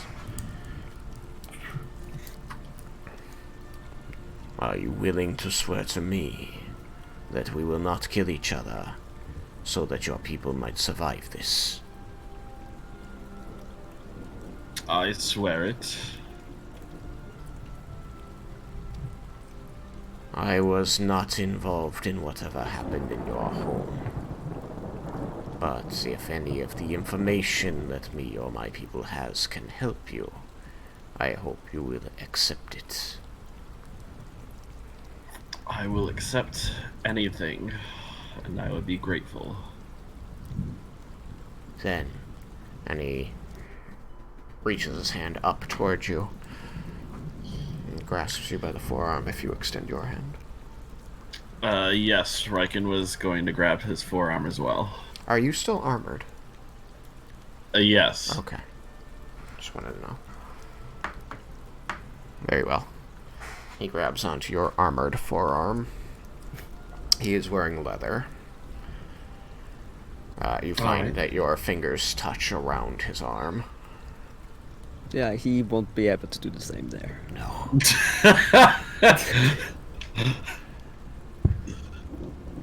By the oath between us, we will work together for the survival of the people in this city, which includes my brothers and you. We shall work together. And he will kind of just like shake the forearm a little bit as just in a nod. In agreement. You do see his eyebrow rise slightly over his red eye before a half smirk cracks his mouth. Let the next approach. Step above Yukikaze did. Who's Okay, after? I'll approach. Sorry, Jebel. Vendor just like pushes past, like you like kind of consider for a second, like start to take a step, and then you just like Vendar just like steps up, and, like kind of like hand on your shoulder, like slightly holds you back and steps in front of you. I can't be last. No, I've chosen to be the last one. You who look at me with such dark eyes and conceal yourself in as many shadows as you can touch. Are you willing to work with one such as me? Or a dozen such as me? Or 10 dozen such as me? I have before. I'm willing again. As long as you prove trustworthy.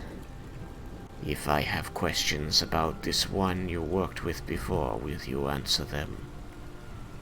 Sure. Then, we shall swear an oath to protect the people of this city, which will include myself and my brothers, and you and your friends, and all of the residents who already lived here. Is this agreeable to you, human? Yes. Take my hand. Okay, I'll take his hand. He grabs you around the forearm. It's not an unfamiliar way of shaking. You've experienced this in your travels very recently, actually. And he gripping the muscle of your forearm, squeezing that to show his determination. He does not break eye contact with you, and you find that his deep red eyes are flecked with lighter reds or pinks within.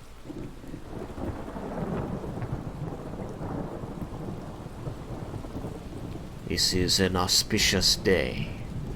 Let the next approach.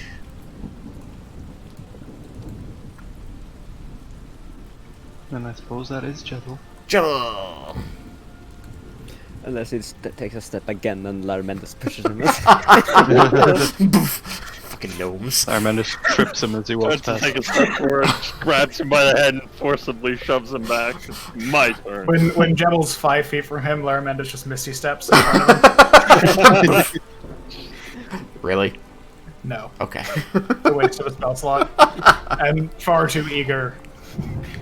And would probably also be very dangerous. Casting a spell at this moment when we're trying to show trust is probably not the smartest idea. I do not know you or your kind well, small one, but I know that you would be victims as any other surface dweller. Therefore, I ask you, are you willing to set the history between our people aside and work with me for a better tomorrow? Okay.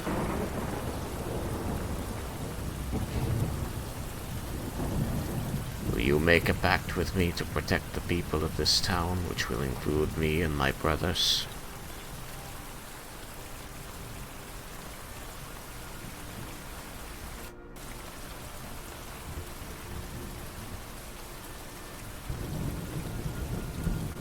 That's a yes or a no question. I said sure. Oh, did not come across.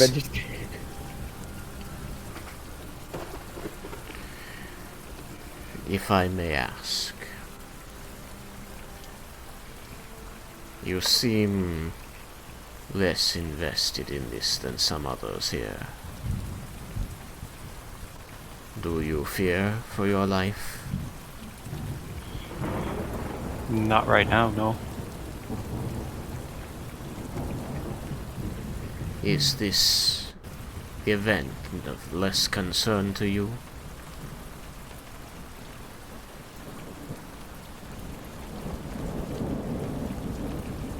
Oh, it's complicated. Do you wish to kill my people? Not really, no. Then, by this pact, we shall set things aside and work together for the protection of my people and yours. Excellent. And he reaches down a hand toward you. I reach a hand up. It engulfs your entire arm, and you can feel him squeeze, but not hard. He seems careful about injuring such small bones. Let the next approach.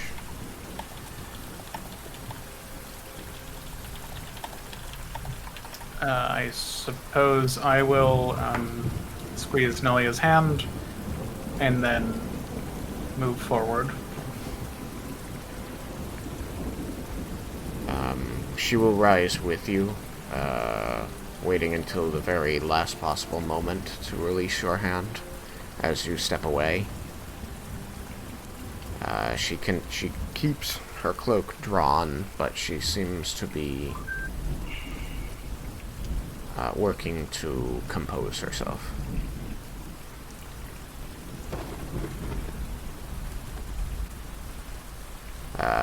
As your hands part, you will hear her say, under her breath, "Can we really do this?"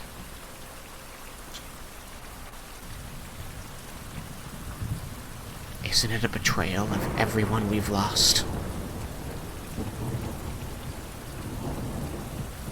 There can be good in people. In Drow. There... I have a memory which I wish to discuss with you when we have a quieter moment. I can't help but feel like I'm disgracing her memory.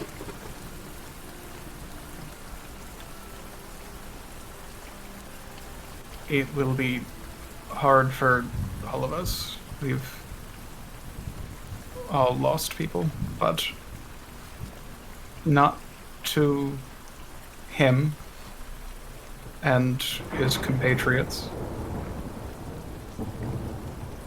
Just to the servants of Lolth.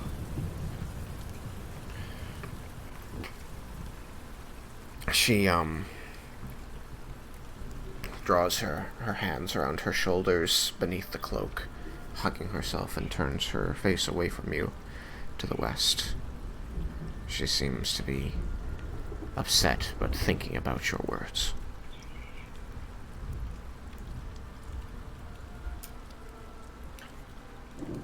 And then I make the rest of my way. The drow kind of seems to stretch his hand a little bit as he continues to hold it above his head, fingers splayed, before rolls his head on his shoulders before smiling at you and says, "You killed a lot of my people today, elf." They were attempting to kill us. They were serving this overlord, this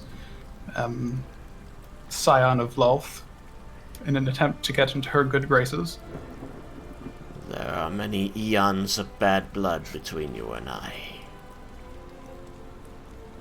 It would be understandable if you could not let go of that.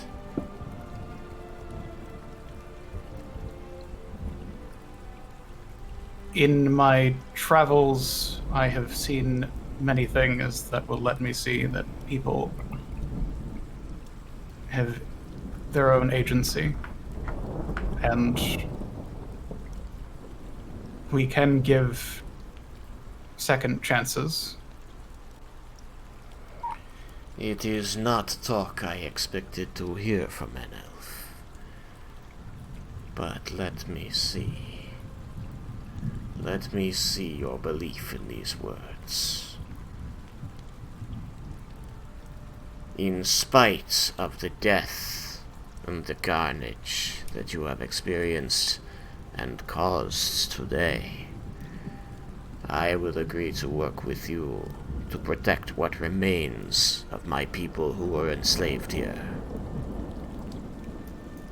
We will do our best to work with you and help you in this fight against Lolth, as she is our common enemy, all of a sudden.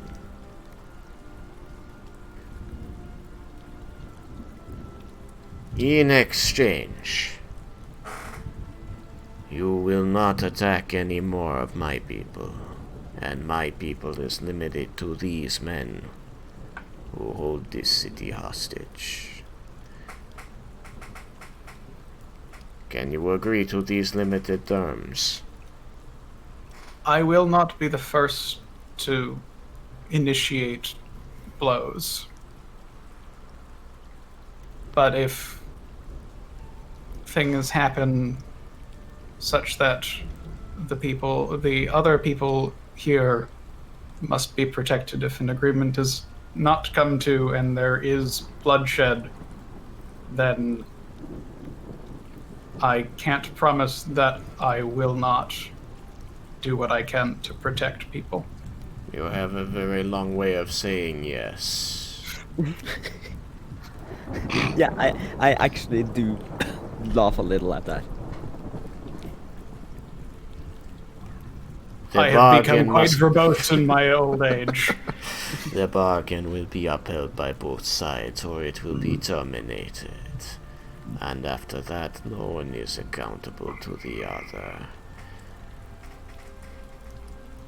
For dead men do not hold accounts. Is this agreeable to you, child I of would Corella? like to say one more thing first. You have made quite a show of having each of us speak for ourselves, which is laudable. And you are speaking for yourself, and it seems your companions. Can we be sure that they will be abiding by agreements that are made between us and you? As I stated before, many of the men here feel the way that I do, and will come across with ease. I do not guarantee that all of them will agree to this immediately. That is why I told your friend that this agreement must also understand that some time for convincing will be taken. Part of you keeping us alive is convincing the people who live in this city not to kill us. And part of us keeping you alive is me convincing my people not to kill you.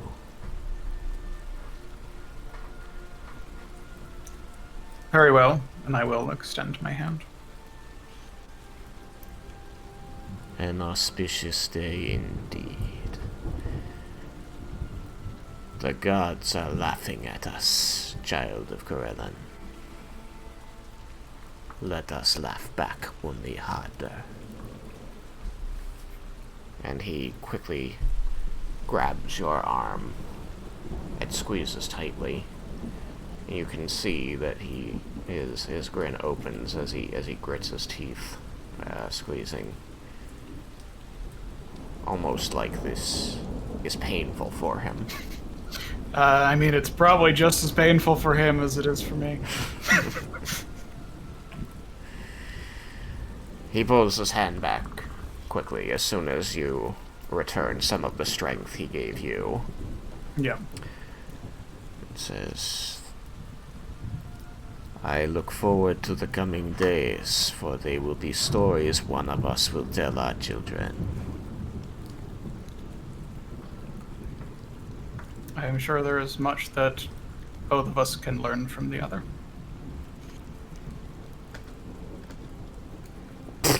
Nice. You fall into place next to Nerevar, who sighs and says, I suppose you want me to be part of this? Does he say that at the drow or at me? He says it to you. I would think that from the perspective of Sam is blanking on the name. Zeph. Zeph and his companions, you are one of us. But I cannot force you to do something that you do not wish to do. I will not endanger the people of this town through action or inaction. I wish to leave it intact, and I wish myself to be intact when I leave. He rolls his shoulders and steps forward. And there's this long moment of silence between the two of them. And as the drow begins to speak in his slow tones, Nerevar interrupts him and says, "There's only been one drow I've ever met that I found I could trust. And I've lived a very long time, and I've visited a great many places. But on the merits of that drow, I will grant that drow, as anyone, are not born evil, and that you can find a path that does not travel in darkness." The drow, Zeph, takes us in for a moment and says, "I did not think I would have a day where I met an elf and a half-elf and 2 Eladrin, and had to make friends. But I will take you at your word. I will make this accord in good faith that we are honorable people. By whatever circumstances we find ourselves in each other's presence. And this will last as long as it lasts." And Nerevar extends his hand, getting the ceremony over as quickly as he can.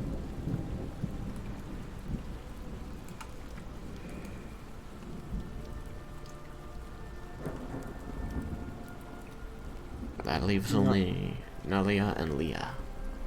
And, well, Claire is also there. Oh, yeah, Claire. Forgot about Claire. Nalia, if you please.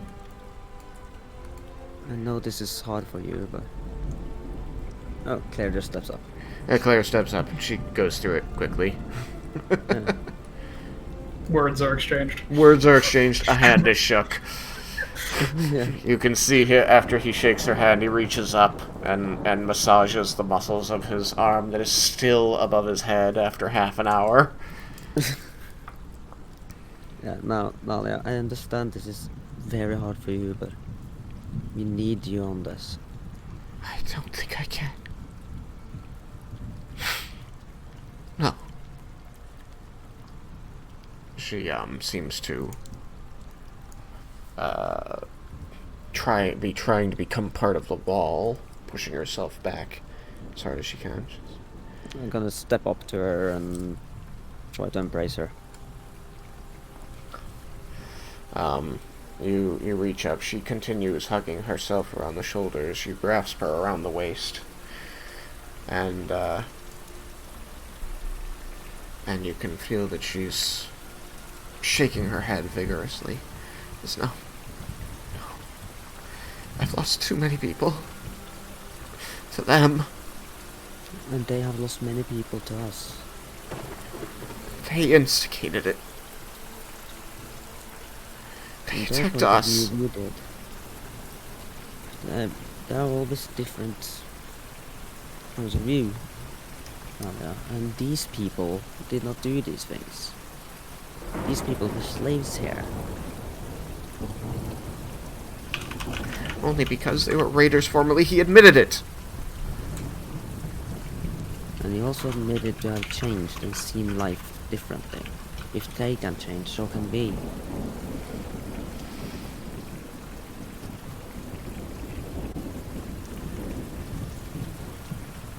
Even Nerevar sees it, and he's not even from this world.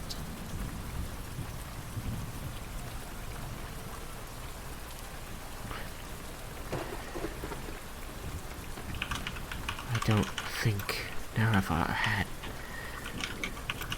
the experiences that I had. And that is understandable, but if you are to succeed on this, we need you. You are important to the people in the city.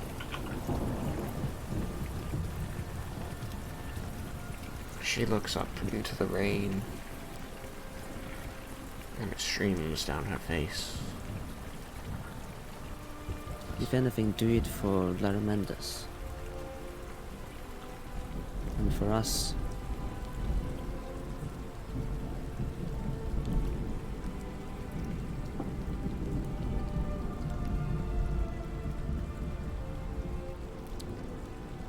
I don't think my family will be able to forgive me this.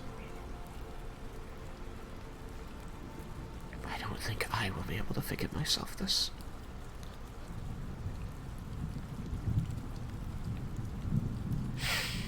I can't look at them without seeing the people I've lost.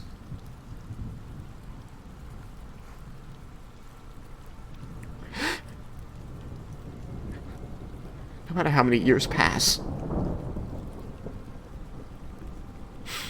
it never gets any easier.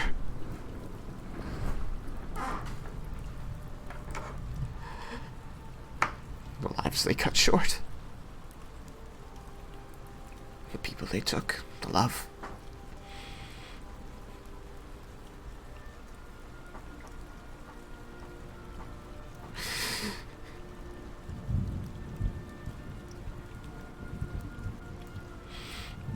Why do you think I spent so much time?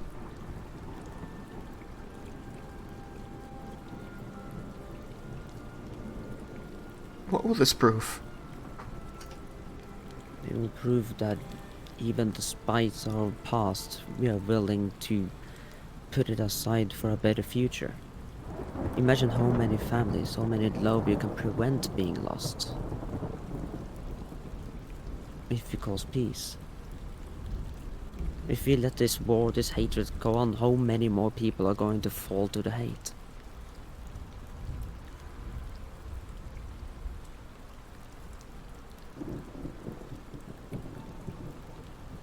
She places a hand on top of your head.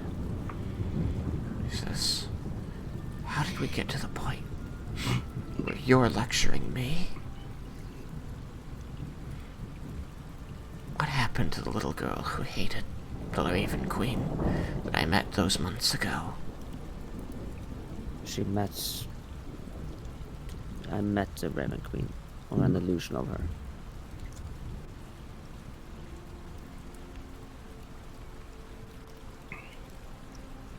And I met Sintarmo. And that was enough. Sometimes hope is all we need.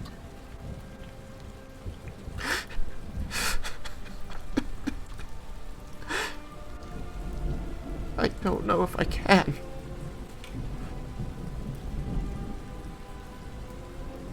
It's been so long.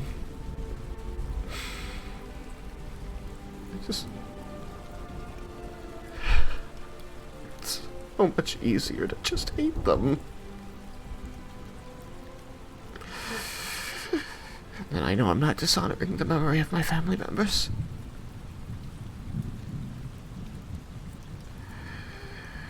My mother. My brother. My niece.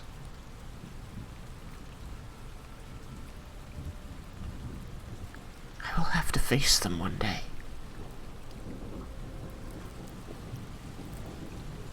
What am I supposed to say when they ask me why I faced one of their killers and shook his hand?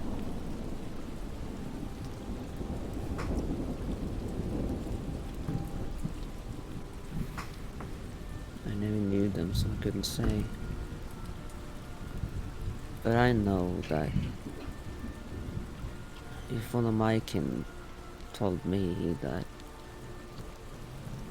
they found peace where there once were war, I would be willing to put that grudge aside.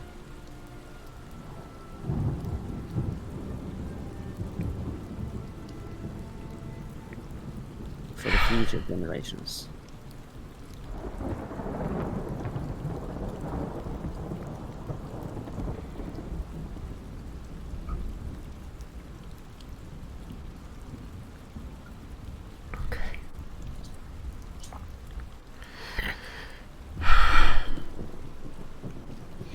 I will try. I will be right beside you.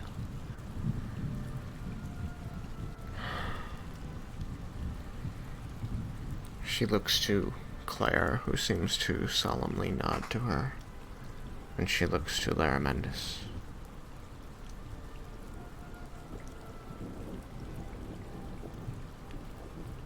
He's a fairly serious expression, but will also nod.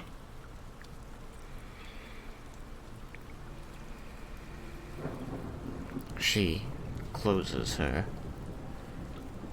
amber eyes, and as she does, she exhales.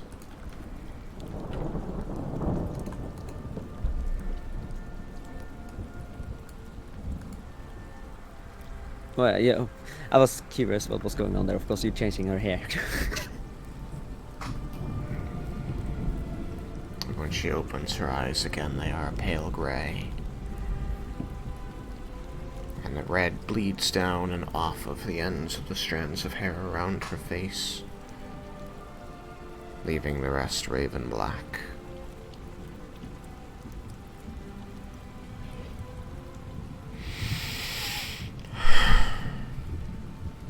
And she places her hands on your shoulders, Leah, and pushes you back a step before stepping out, stopping, and reaching back a hand for you. Yeah, I'll grab it.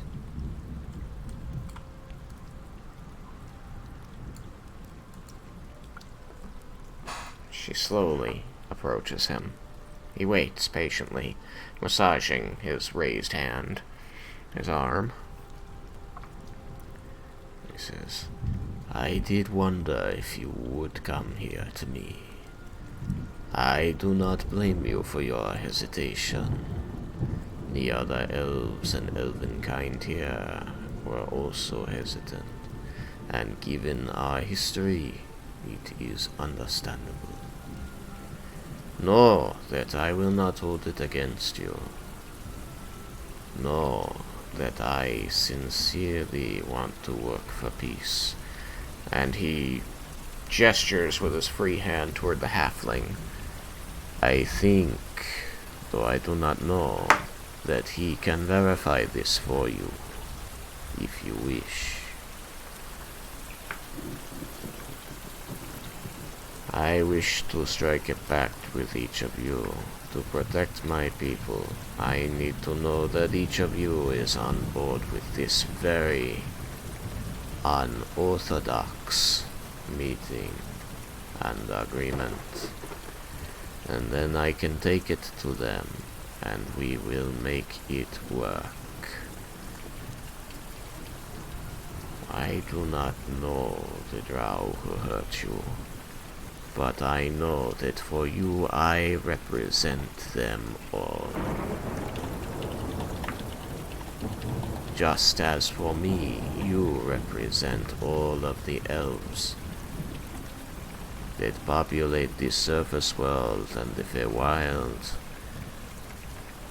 and rise and stand and fight against Loth and my kind you wish us dead. So, know that we are coming to this table from the same distance apart. But I will reach just as far as you, to grasp the goal at the end.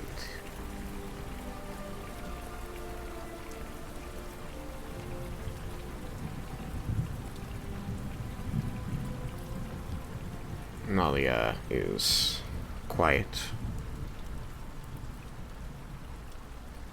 She is composed seeming. She is no longer shaking or crying. Her emotions seemingly quashed by the dark aspect she's taken on.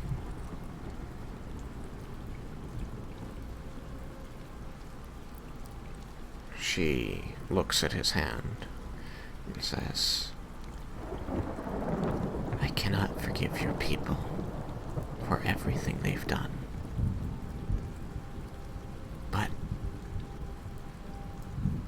I will work with you to try to get to a place where maybe I can. And he smiles and says, "That's good enough for me." She takes his hand, briefly, and then moves north of Raiken, which leaves only you, Leah. Yeah, I was off them. That should be all of us. I must say, Leah, I did not expect for things to go this way. I Not gonna came lie, here. I didn't really either. But I'm happy it did. You are a special girl. And you have a special family that trusts in you so deeply.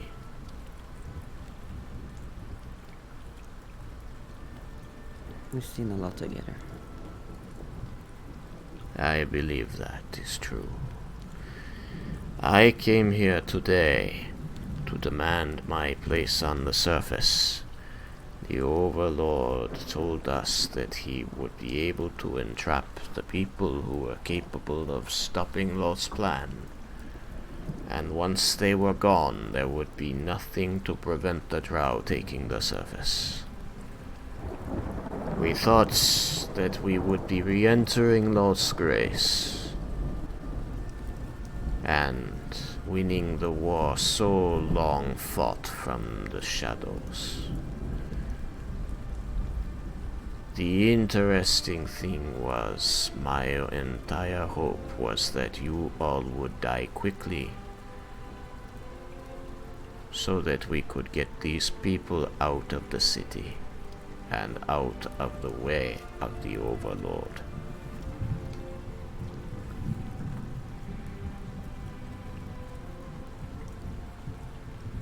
This is not the outcome I expected,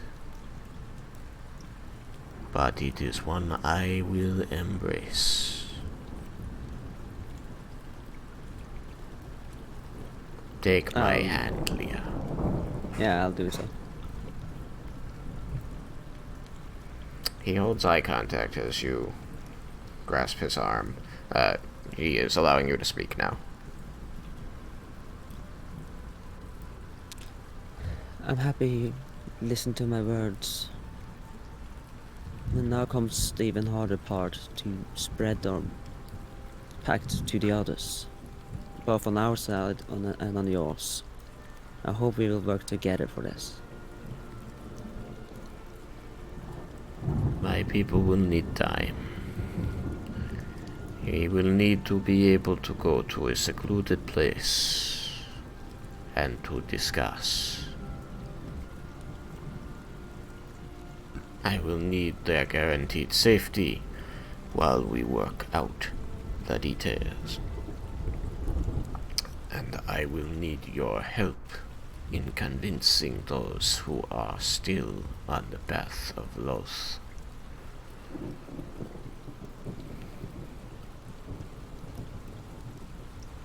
It will be done. Very good. Well then, he turns to... Bottom of my hand is very sweaty. I would try to, before taking out the hand, I would like try to dry it off on the dress a little bit. I mean, it's raining really heavily out, so it's probably, like, really hard to notice. Yeah, that's... Well, it's subconscious. He's going to, after shaking your hand, take his right hand and raise it above his head. And then very slowly he's going to bring his arms out to the side, back up to the top, and then out to the side with his palms facing down. And he stands there for a long moment like that, T-pose. before letting his arms fall to his waist. And you will see through the rain that the silhouettes on the other side seem to become much more relaxed. though they stay as a clump.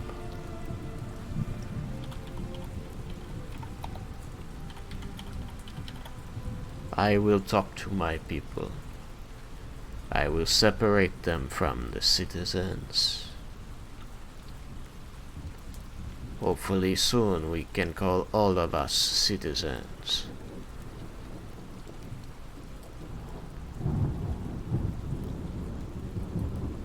Hopefully.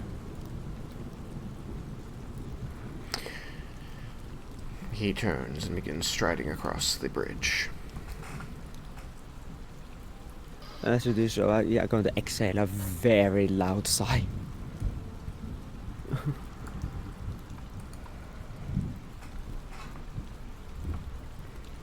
As soon as he's a few paces away, Nalia is going to cross the bridge to Larmendis. She's going to say very gravely, I don't like this, but I will not be the reason it doesn't work. Hopefully it does.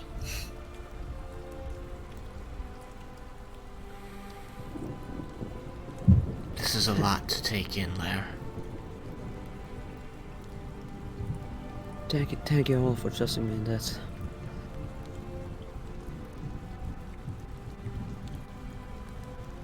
And Cyrus, I'm very happy you didn't attack as soon as you got out. Certainly couldn't let all those people get killed for it. He mentioned that you could prove that he meant real. What did he mean by any of that? I had been reading his mind to try and find leverage to get them to let people go. Sneaky, but seemed to succeed.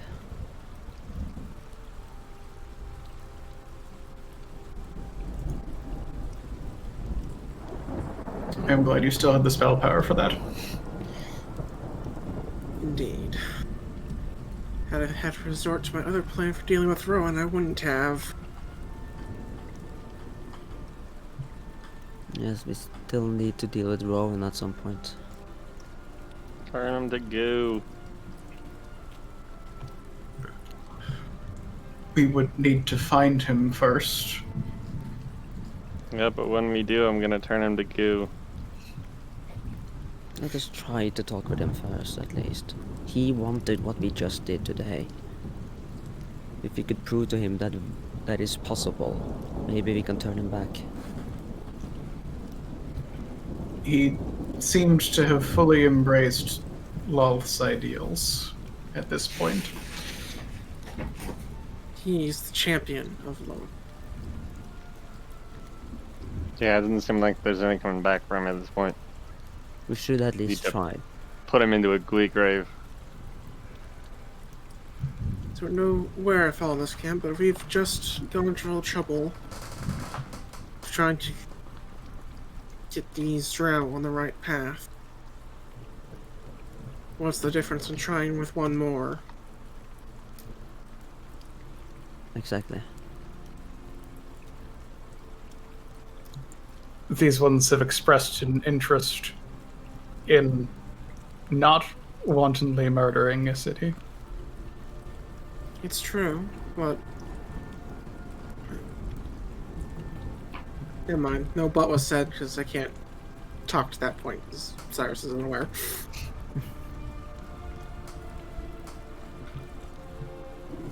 Well, that one did anyway. We haven't spoken with the rest of them. So hopefully, everything he said about the others wanting to do that was true. Yes, no, hopefully we can get other people here. I spoke on their behalf, but I'm not even from Bromdor. It's not gonna be easy. Bare minimum, They at least don't have hostages anymore, so that's an improvement. We will need to find the new lord as someone who would be amenable to any agreement that we come to. New lord. So does that mean you found Siven? He was dead on his throne. Fitting. I'm not sure for how long, and at this point I believe it would be difficult to judge properly Why is without that? speaking to him.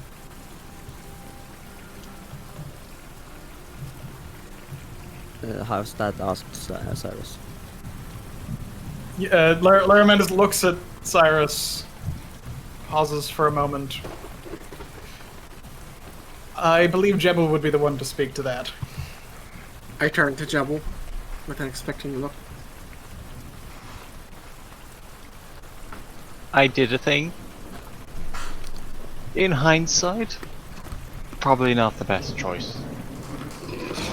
I'm glad we have come to that realization. He was already dead. That is true. I don't know what it is, but it surely can't be good if it starts with the words, "He was already dead." I reach into my pouch and I pull out the big ring, and I hold it up to Nalia and say, "Is this important?" I feel ignored.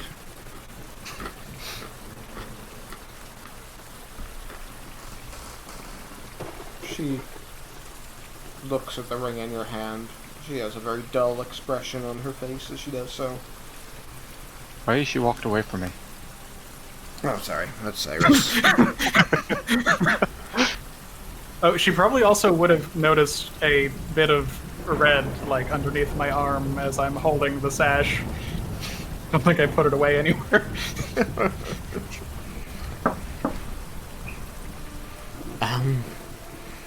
I mean, it's not a mark of office, it just looks very expensive. Was it one of Siven's?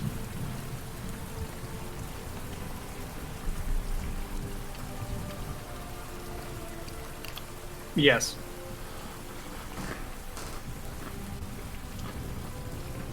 You're in the business of grave robbing, are you now there? I did no such thing. I believe We this was all did Jebel. take the sash so that somebody couldn't take it and start trying to put themselves forward as a candidate. If anyone tried to put themselves forward as a candidate, they would have a bit less legitimacy.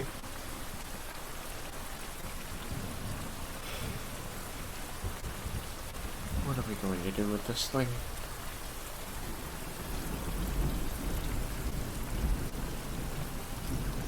You know the politics of the area much better than I do. Yeah, most people were happy with Siven. Well, I suppose that means that any one of them might be willing to take his place.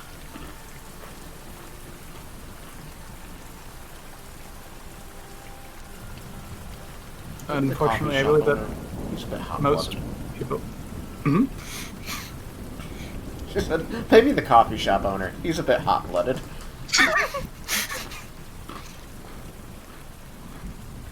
He did know how to keep people happy.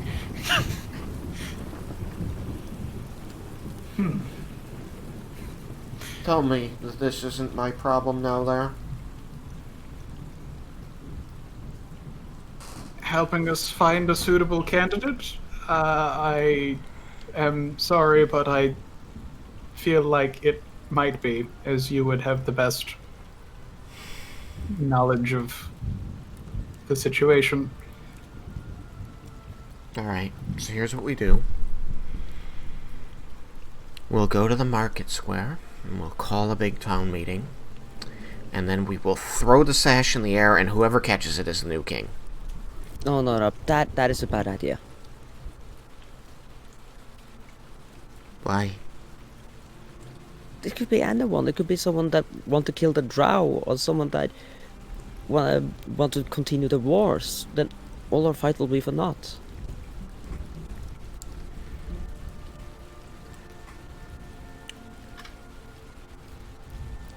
probably regardless of who it goes to, that second one will be true. Which is why we must try hard to find a suitable candidate. Why does it have to be us, Lair? Because if somebody else tries to find what would pass for a suitable candidate in Bromdor, the war will be worse than when Siven was alive, at least for some 8 years or so. Which I don't believe we have that kind of time.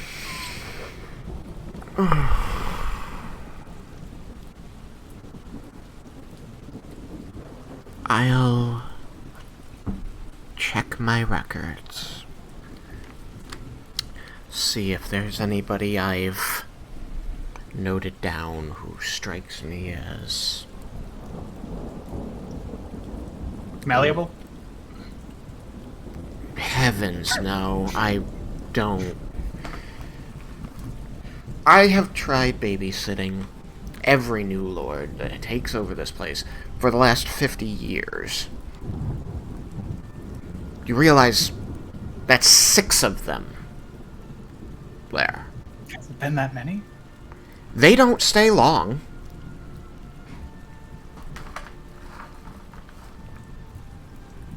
When Nalia said that thing about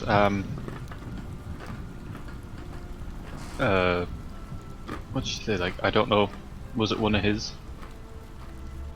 The ring? Is that what she's talking about, the ring, or was she talking about the sash? No, the ring.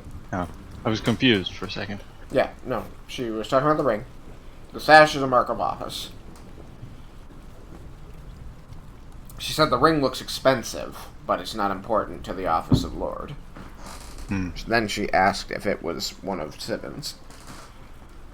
When Laramendus answered for you and said yes, that's when she asked about grave robbing.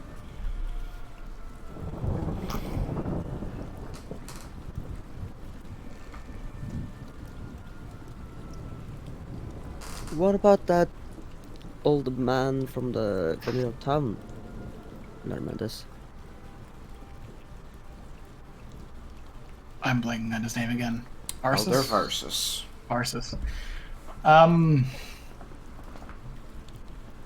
Hasn't he got his hands full with the fishermen? I don't believe that he wishes for more people to deal with. I mean, yeah, he seems to enjoy his current position, although I suppose we could speak with him. It would be worth a try. He at least didn't seem to oppose Rowan too hard. He didn't meet Rowan. I did not know you were in the company of a drow until I was about half a day's trip from my town on a boat. Oh, Which was a wonderful surprise, thank you. that's true. I'd forgotten. You hid Rowan on the boat, and then after Laramendus got on and he realized that the new person on the boat who had replaced the old high elf bard was a high elf wizard, he found many places to hide himself, including the bag of holding, so as not to be discovered by Laramendus. I was good at hiding. It's true. And that is a problem now. You're welcome. I'm even better at it now. I can just turn invisible, play what you will. It's great.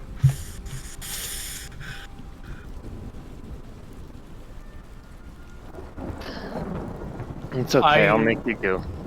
I would, however, venture a guess that an elf as old as he was has similar levels of misgivings as Nalia and I do, as he is probably fairly familiar with people who have died in raids.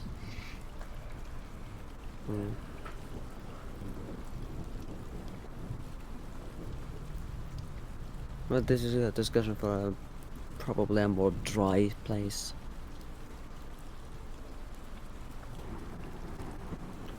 You do see that the silhouettes at the other end of the bridge begin to separate into two groups, and then one group drives off to the east and then disappears among the buildings.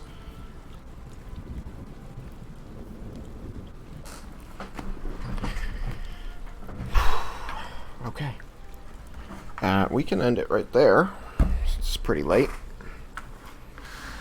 It is. It's 5 a.m. So it's pretty late. I only went a half hour over normal time. And in recording time, it was only 15 minutes longer than normal. So, you guys have gotten out of the building and not gotten the town killed yet. Yeah.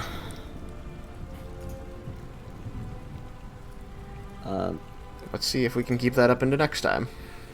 Yeah, and